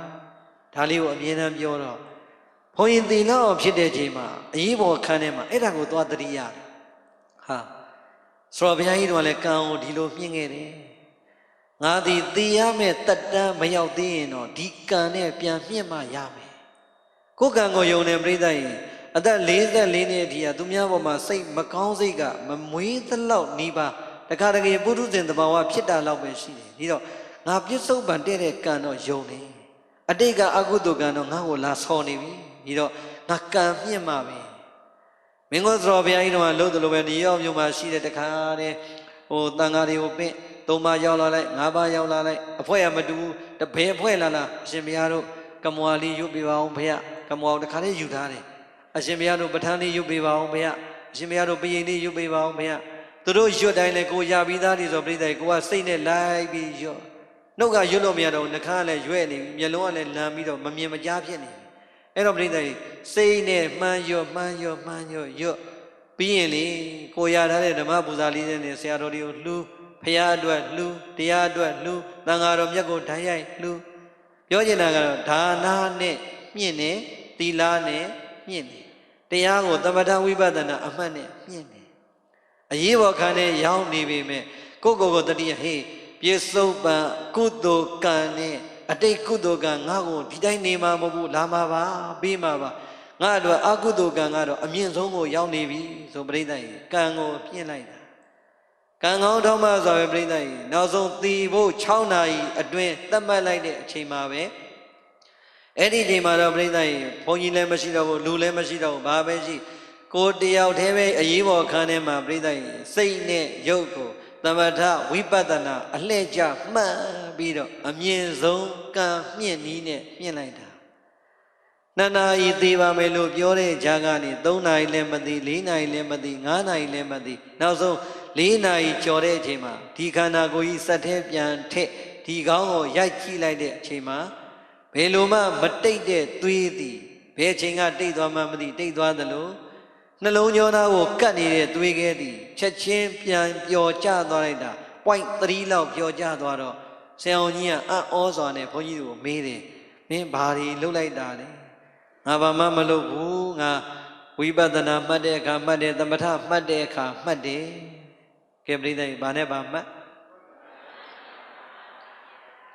ငါအဲ့ဒါပဲလုပ်တယ်လို့ပြောလဲပြောသူကအေးတဲ့မင်းကငါတို့ဘာမှလုပ်ပြီးလို့မရဘူးကွာတဲ့မင်းအလုပ်ကမင်းကိုပြန်ဆောင်လျှောက်တာဖြစ်မင်းဗုဒ္ဓဘာသာမဟုတ်တဲ့ဆရာဝန်ကြီးတော်လက်ခံသွားတယ်ပြီးတော့ဘုန်းကြီးတို့ကသဘောပေါက်ပြီအဲ့ဒီမှာပြောချင်တာတော့9 ရက်လောက်ဆက်တိုက်တရားမှတ်လိုက်တာနောက်တဲ့ပြိဿရဲ့ 0.5 လောက်ကြာလဲကြာသွားသွေးကဲလဲပျော်သွားရောအဲ့ဒီကျမှလက်ကျင့်ခန်းနေပြန်ပြီးတော့လှုပ်လိုက်တာဒီကနေ့ဘုန်းကြီးတို့မပြောရင်ဖြစ်ထားတာသိတော်သိပါမလားအမလီမေဇီမာကိုကြီးတို့ပြိဿရဲ့အမေမွေးတော့လဲခန်းခန်းချောချောအခုလဲလေအမောပြေတာအဲ့တော့ဘုန်းကြီးကပြောတယ်အမလီဒကမတွေပြင်းအောင်ပြင်းတယ်တချို့ရန်ကုန်မှာပြောတယ်ဟာတဲ့မျက်ရည်မပါလို့တဲ့မျက်ရည်ကိုဆိုင်မှာသွားပြီးတော့ဖော်ရတာတဲ့တချို့ကကိုရီးယားသွားပြီးအလှပြင်တာတဲ့သနာတယ်လို့မေဇီမာကိုကြီးတို့အမေမွေးတဲ့ original မျက်ရည်ကတခုအဲ့တော့ကမျက်လုံးကြီးပိတ်မရလို့အဲ့မျက်ရည်ကြားထဲမှာရွှေချောင်းလေးထည့်ပြီးတော့ပြိဿကြီးလေးအောင်လုပ်ပြီးတော့မျက်လုံးကိုပိတ်အောင်လုပ်ခဲ့ရတာအဲ့တော့အဲ့ဒီရွှေချောင်းထုတ်လိုက်တော့မျက်ရည်ကနောက်တစ်ရက်တော့ဖြစ်တော့အမလီခမရတို့တဲ့သားတယ်2 ရက်ဟုတ်လားအဲ့တော့ပြောချင်တာဘုန်းကြီးကဘာလုပ်လိုက်လဲဆိုရင်အာကုသိုလ်ကံရဲ့နောက်ဆုံးအားကောင်းကောင်းနဲ့လာတဲ့အချိန်ကြီးရေဘုံထဲကရေကိုသွန်ရင်းနဲ့နောက်ဆုံးကုန်ကန်ကြီးဝုန်းကနေလောင်းလိုက်သလိုပဲအကုန်လုံးဆင်းမလာဘူးလားဒီတိုင်းပဲဒီတော့ဒုပရိသတ်ကိုဘုန်းကြီးတို့အားပေးချင်တာဘဝမှာကျမ်းမာရေးပဲဖြစ်ဖြစ်လူမှုရေးပဲဖြစ်ဖြစ်စီးပွားရေးပဲဖြစ်ဖြစ်ပညာရေးပဲဖြစ်ဖြစ်အာကုသိုလ်ကအလှည့်လာလို့အားကြီးပြီးတော့ခံရပြီဆိုရင်စိတ်ဓာတ်မကြပါနဲ့အဲ့ဒီအချိန်ကြီးကုသိုလ်ကံကိုဆက်လက်လို့မလုပ်ရမယ်မြင်ရမှာဒီတော့ပြိဿကြီးအတိတ်ကအကုသိုလ်ကံကလည်းအကုန်လုံးသွန်သလိုကုန်သွားတဲ့အချိန်ပြစ္ဆုတ်ပံကုသိုလ်ကံကလည်းခေါင်းထောင်ထားလိုက်တာပြိဿကြီးသေမဲ့ကိုတော့မသေဘဲနဲ့ပြန်ရှင်ုံနေမဟုတ်ပဲဒီကနေ့ကိုယ့်အတွက်တန်တရာခကြီးနဲ့ဒီဘဝအတွက်ရောအလုံးလောကသားတွေယဟန်ရှင်လူတွေအတွက်ရောဘုန်းကြီးတို့ကံတွေအများကြီးပြန်ပြုလို့မရဘူးလားအေးဒါကြောင့်အလုံးတို့ဓမ္မဆွေတော်မျိုးတော်ဒီကုသိုလ်ကံရဲ့စွမ်းအားကိုလက်ခံဖို့ကတော့ဟောဒီကိုယ်တော်ကိုယ်တိုင်တတ်သိပြလို့မရဘူးလားအေးဒါကြောင့်ဘုန်းကြီးတို့ကိုယ်တိုင်အကုသိုလ်ကိုကုသိုလ်လုပ်နေပြီမဲ့ခံရတဲ့အကုသိုလ်ဒဏ်ချက်ကိုနောက်ဆုံးလက်နဲ့ကြီးနဲ့ထုသလိုပဲပြစ္ဆုတ်ပံကုသိုလ်ကံကိုမြင့်တဲ့မြင့်အောင်အားကုန်စောစောကပြောလို့နံပါတ်5လောက်ထိတခါတည်းမြင့်ထည့်လိုက်တာအတိတ်အကုသိုလ်ကံကိုလည်းတားနိုင်ခဲ့တယ်လို့ပြစ္ဆုတ်ပံကုသိုလ်ကံသည်အာကောင်းမောင်းတန်စွာနဲ့အတိတ်ကုသိုလ်ကံနဲ့ပေါင်းလိုက်တာဒီကနေ့ဘုန်းကြီးတို့ကြိုက်တဲ့အချိန်သေရဲ့ပြီဘာဖြစ်လို့လဲကိုယ်ကံတွေလည်းအများကြီးမြင့်တာတယ်ကိုယ့်ရဲ့ရှိတဲ့ကံစွမ်းဉာဏ်စွမ်းနဲ့လည်းပဲလောကလူသားတွေကိုလည်းစောင့်ရှောက်နေတယ်သာသနာမှာမျိုးဆက်တဲ့သံဃာတွေကိုလည်းမွေးထုတ်ပြီးတော့ကြိုးစားနေတယ်လူတွေအတွက်လည်းပฏิပတ်တိအကျင့်တွေကိုတကယ်ကိုစေတနာမှန်နဲ့ဘုန်းကြီးတို့ပြုနေတာဒီနာမည်ကြီးဖို့မဟုတ်ဘူးချီးမွမ်းခံရဖို့မဟုတ်ဘူးကိုယ့်ရဲ့ကံစွမ်းအားကိုကိုယ်တိုင်ညှင့်ခဲ့တဲ့ယုံကြည်မှုသည်ယုံတဲ့ယုံလို့စွမ်းအားကိုခိုင်တဲ့ခိုင်အောင်ကြိုးစားနေပါတယ်ဟုတ်ပြီလားအဲကြောင့်အာလုံးဒုဓမ္မဆွေတော်မျိုးတော်ဒီ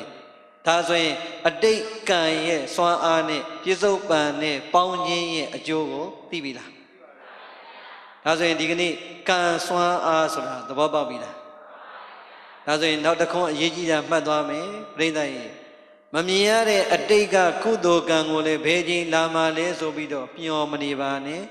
မမြင်ရတဲ့အတိတ်ကအကုသိုလ်ကံကိုလည်းဘယ်တော့လာမှလဲဆိုကြောက်မနေပါနဲ့သိကြတာတခုကတော့ဖယားစစ်တရားစစ်သံဃာစစ်နဲ့တွေ့ပါလျက်ကဲနဲ့ကိုယ့်ရဲ့ကုသိုလ်ကံစွမ်းအားကိုနေတိုင်းမမြင့်ထားရင်ဘယ်သူညံ့လို့လဲကိုညံ့လို့ဒါကြောင့်အတိတ်ကကုသိုလ်ကံနဲ့အကုသိုလ်ကံကိုမမြင်တာကိုစောင့်နေမယ်စားတေးကြတဲ့ပြစ္ဆုတ်ပံဘဝမှာပြစ္ဆုတ်ပံကုသိုလ်ကံကိုကောင်းတဲ့ကောင်းဖြူတဲ့ဖြူအောင်ကျင့်နေရင်တို့အတွက်စွမ်းအားကောင်းတွေစုရမရောက်ဘူးလား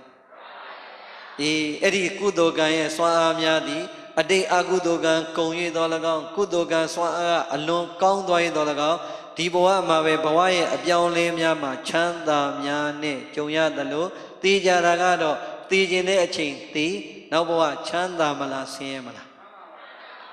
ချမ်းသာမင်းဒါကြောင့်ကုသိုလ်ကံကိုလည်းအဲ့ဒီလိုလက်ခံ၍အကုသိုလ်ကံကိုလည်းပဲ ချိုးနှိမ်ထားဖို့လိုပါတယ်ဒီနေရာမှာဘုန်းကြီးတို့ရဲ့ကုသိုလ်ကံမြင့်ခဲ့ပုံလည်းပြောပြီးပြီအကုသိုလ်ကံရဲ့စွမ်းအားကိုအထင်သေးပြီးတော့အတိတ်ကုသိုလ်ကံကိုမေ့နေတဲ့သုံးပါးဗုဒ္ဓရဲ့အကြောင်းလည်းပြောပြီးပြီတဏှာကြီးတော့ခွဲတော့မယ်တရားတော့တဏှာကြီးခွဲမပြည့်သေးဘူးပြိဿကြီးသီလပေးချိန်နဲ့10မိနစ်လောက်ခေါင်းရင်ရသေးတယ်နားမလားပြစ္ဆုတ်ပံဘဝမှာပြိဿကြီးကုသိုလ်ကံနဲ့အကုသိုလ်ကံမှာလေကိုပြုတဲ့အကုသိုလ်ကံသည်စောစောပြောတဲ့ဖရာတရားသံဃာမိဘဆရာသမားသီလသမာဓိပညာအတ္တသိက္ခာကြီးတဲ့ယဟန်လူပုဂ္ဂိုလ်တွေကိုပြစ်မှားတာများလာရင်လည်းပြိဿကြီးဘဝမကူပဲနဲ့အကုသိုလ်ကံကအလှည့်ပြန်ခံရတတ်တယ်ဒါလေးကိုဘုန်းကြီးကပြောမယ်ဆိုတာလေဗုဒ္ဓရှင်တော်မြတ်ရဲ့ဝိနည်းသုတ်တံဗိဓမာလာတဲ့ဇက်အိမ်လည်းမဟုတ်ပါဘူးဘုန်းကြီးတို့ငယ်စဉ်အသက်16နှစ်သားအရွယ်တုန်းကမန္တလေးမြို့မှာကြုံခဲ့ရတဲ့အဖြစ်လေးတစ်ခုတကယ်အဖြစ်ပြန်နော်ကျောင်းတိုင်းတကျောင်းတိုင်းမှာပြိဿကြီးသီလသမာဓိပညာဆိုရင်ဘလောက်တော်လဲဆိုရင်ဒီဆရာတော်ရတဲ့ဘွဲ့ဒီမြန်မာနိုင်ငံမှာအဲ့ဒီဘွဲ့ရတဲ့ပုံကိုယ်တွေကိုရေတွက်မယ်ဆိုရင်ဒီကနေ့အထိ1000မပြည့်သေးပါဘူးအရေတွက်အလွန်နည်းတဲ့ထဲမှာပါတဲ့ဆရာတော်အဲ့ဒီဆရာတော်ဘုရားတစ်ပါးကိုပြိဿကြီးတပည့်လူမဟုတ်ဘူးယဟန်မိုက်တစ်ပါးကဓာတ်နဲ့ခုတ်တက်လို့တည်ခဲ့ဘူးတဲ့တကယ်အဖြစ်ပြအကြောင်းလေဒါဘုန်းကြီးကဘာကြောင့်ပြောတာလဲဘုန်းကြီးတွေအကြောင်းကိုပြောခြင်းလို့မဟုတ်ဘူးပြိဿကြီးအာဟုတုကံရဲ့စွမ်းအားကိုဒုပြိဿတတိထားစေခြင်းလို့အဲ့တော့ကျောင်းထဲကြီးမှာတကားတယ်သာသနာရေးဌာနအရာရှိတွေနဲ့ဆရာတော်ဘုရားကြီးတွေရောကျောင်းထဲကတန်ခါတွေရောဒီလိုစုဝေးရကျောင်းကြီးမှာထိုင်ပြီးတော့အစည်းအဝေးလုပ်နေတဲ့အချိန်အဲ့ဒီမှာဆရာတော်တွေကပြောလိုက်သာသနာရေးအရာရှိတွေကပြောတဲ့အချိန်မှာကိုတော်တစ်ပါးဝင်ပြီးတော့ပြောတယ်ဝင်ပြောတော့ပြိဿသူနေတာလဲစာချဆရာတော်တွေအတန်းမှမဟုတ်တော့ဟိုအရာရှိကလည်းစာချဘုန်းကြီးမဟုတ်တော့နည်းနည်းလေးတော့ပြိဿနာကြပြင်းကတ်မှာပေါ့သူကခဏဝင်ထောင်းနေတော့အရှင်ဘုရားဘယ်ကျောင်းတိုက်ကလဲဘုရားအရာရှိကမေးတော့အဲ့ဒီကိုတော်ကပြိဿကြီးဒေါသကြီးပြီးတော့လေအရာရှိရဲ့ဒီအင်ကြီးလဲစီကိုဆွဲပြီးတော့မင်းကငါ့ကိုမသိအောင်မင်းကဘာကောင်မို့လို့လင်းပေါ့ကျုံသွားတော့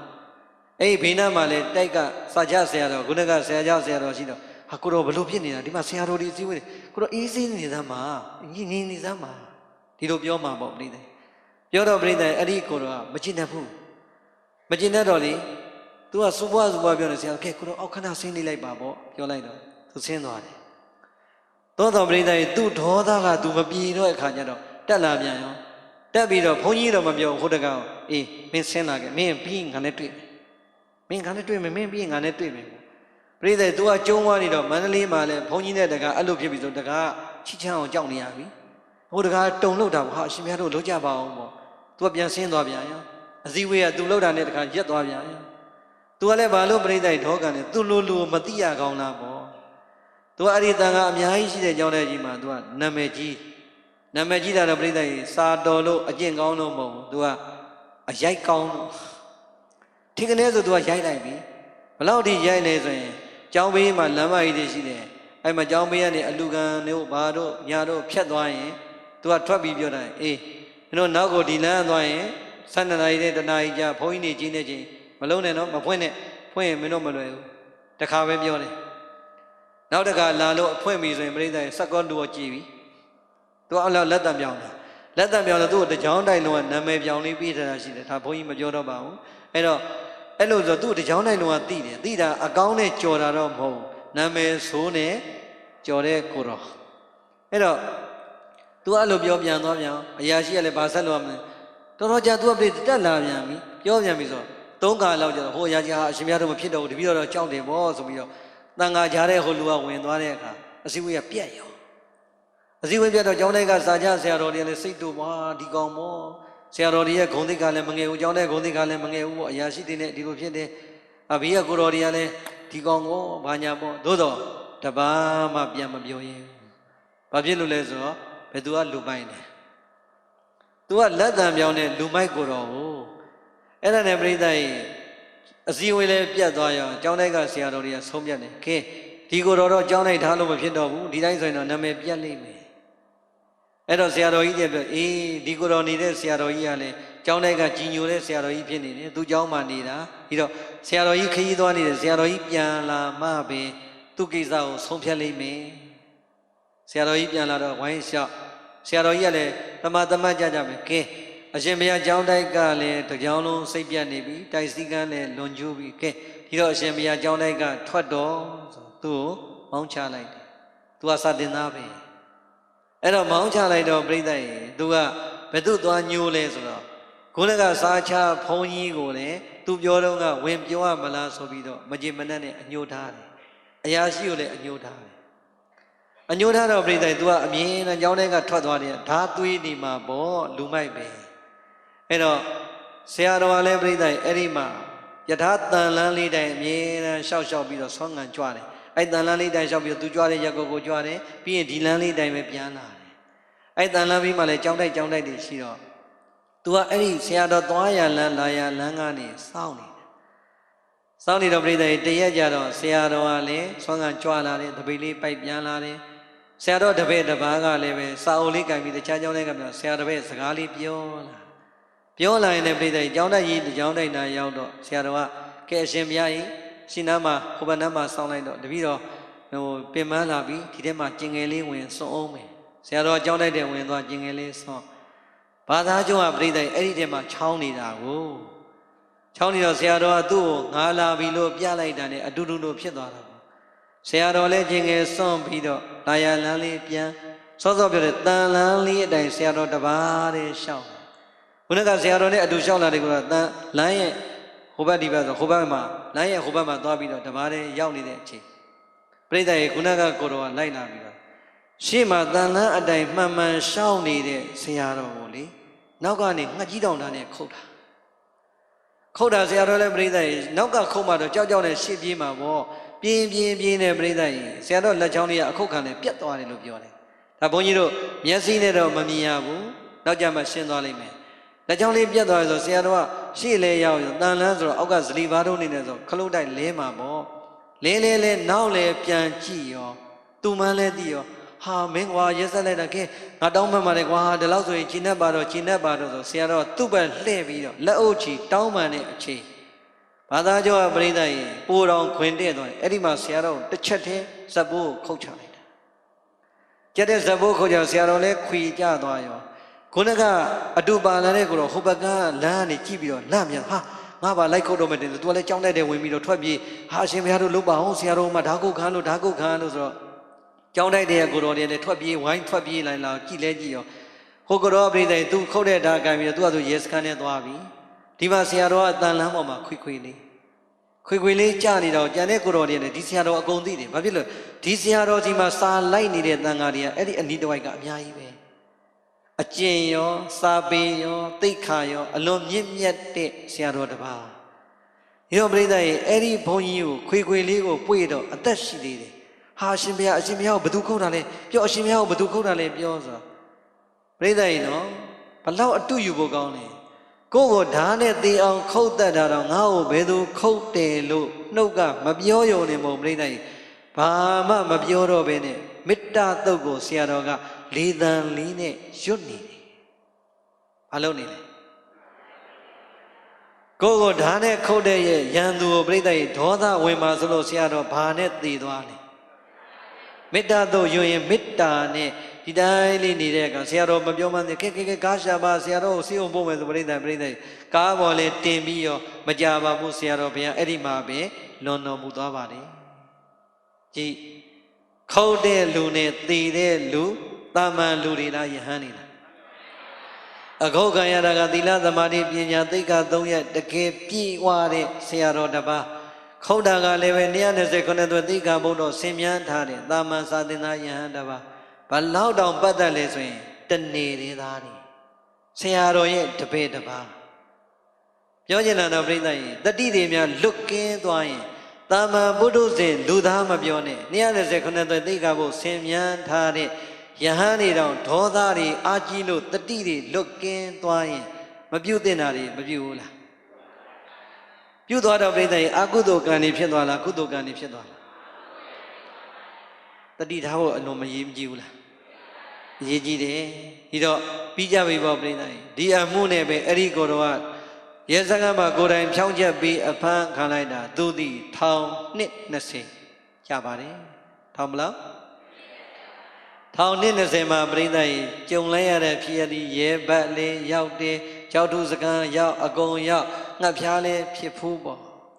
နောက်ဆုံးထောင်ကလွတ်လာတော့ပြိဿအံ့ဩစရာကောင်းတာတချို့လူမိုက်တယ်ဒီသင်္ကန်းကိုပြီးတော့ဒီသင်္ကန်းကိုထိမ့်သိမ့်နေတဲ့သီလသမာဓိပညာသိက္ခာရှင်ကိုတတ်ထားတာတောင်လေထောင်အားထွက်လာတော့ तू ကရွာပြန်ပြီးတော့ဘာလုပ်လဲဆိုရင်သင်္ကန်းပြန်ဝတ်ချင်တယ်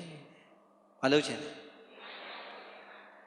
ဖြစ်ကျင်တော့ရွာမှာအကြောင်းထိုင်နေတာလေပြိဿကြီးသူနဲ့တတ်တူရွယ်တူသူ့တငယ်ချင်းခုနကဆရာတော်ရဲ့တပည့်အတူတူတွေပဲအဲ့တော့ဟိုကိုတော့ဆရာတော်အတွက်လည်းခံစားချက်ကပြင်းသို့တော်ပြိဿကြီးလူမိုက်ဆိုတော့ထောင်အားတော်ထွက်လာပြီဆို तू ကလည်းကြောက်မှာပေါ့ကဲမင်းအဲ့လိုတော့မလုံးနဲ့မင်းကဆရာတော်တက်ဖို့တာတော့ယဟန်တော့ဝတ်လို့မရဘူးကိုရင်ကြီးပဲဝတ်ကွာကြေးရွာလူတွေကလည်းပြိဿကြီးမတားရတော့ဝတ်ပေါ့အဲ့တော့အဲ့ကြောင့်မှကိုရင်ကြီးဝတ်တယ်အဲ့ဒီအချိန်ကြီးလူကောင်းနော်တခါတခါငှက်ဖျားတက်တယ်တဲ့ငှက်ဖျားတက်ရင်တော့ပြိဿကြီးတတိတွေပါလေလစ်တဲ့အထိတက်တယ်နေရင်နဲ့ပြိဿကြီးတစ်နှစ်တောင်မပြည့်တဲ့အချိန်မှာအဲ့ဒီကိုရင်ကြီးဘာပြောင်းလဲလာလဲဆိုအသားရည်တွေကပြိဿကြီးပွားဆောင်းပြီးတော့ကုဋ္ဌနုနာယောဂရတယ်။ဘာရတယ်။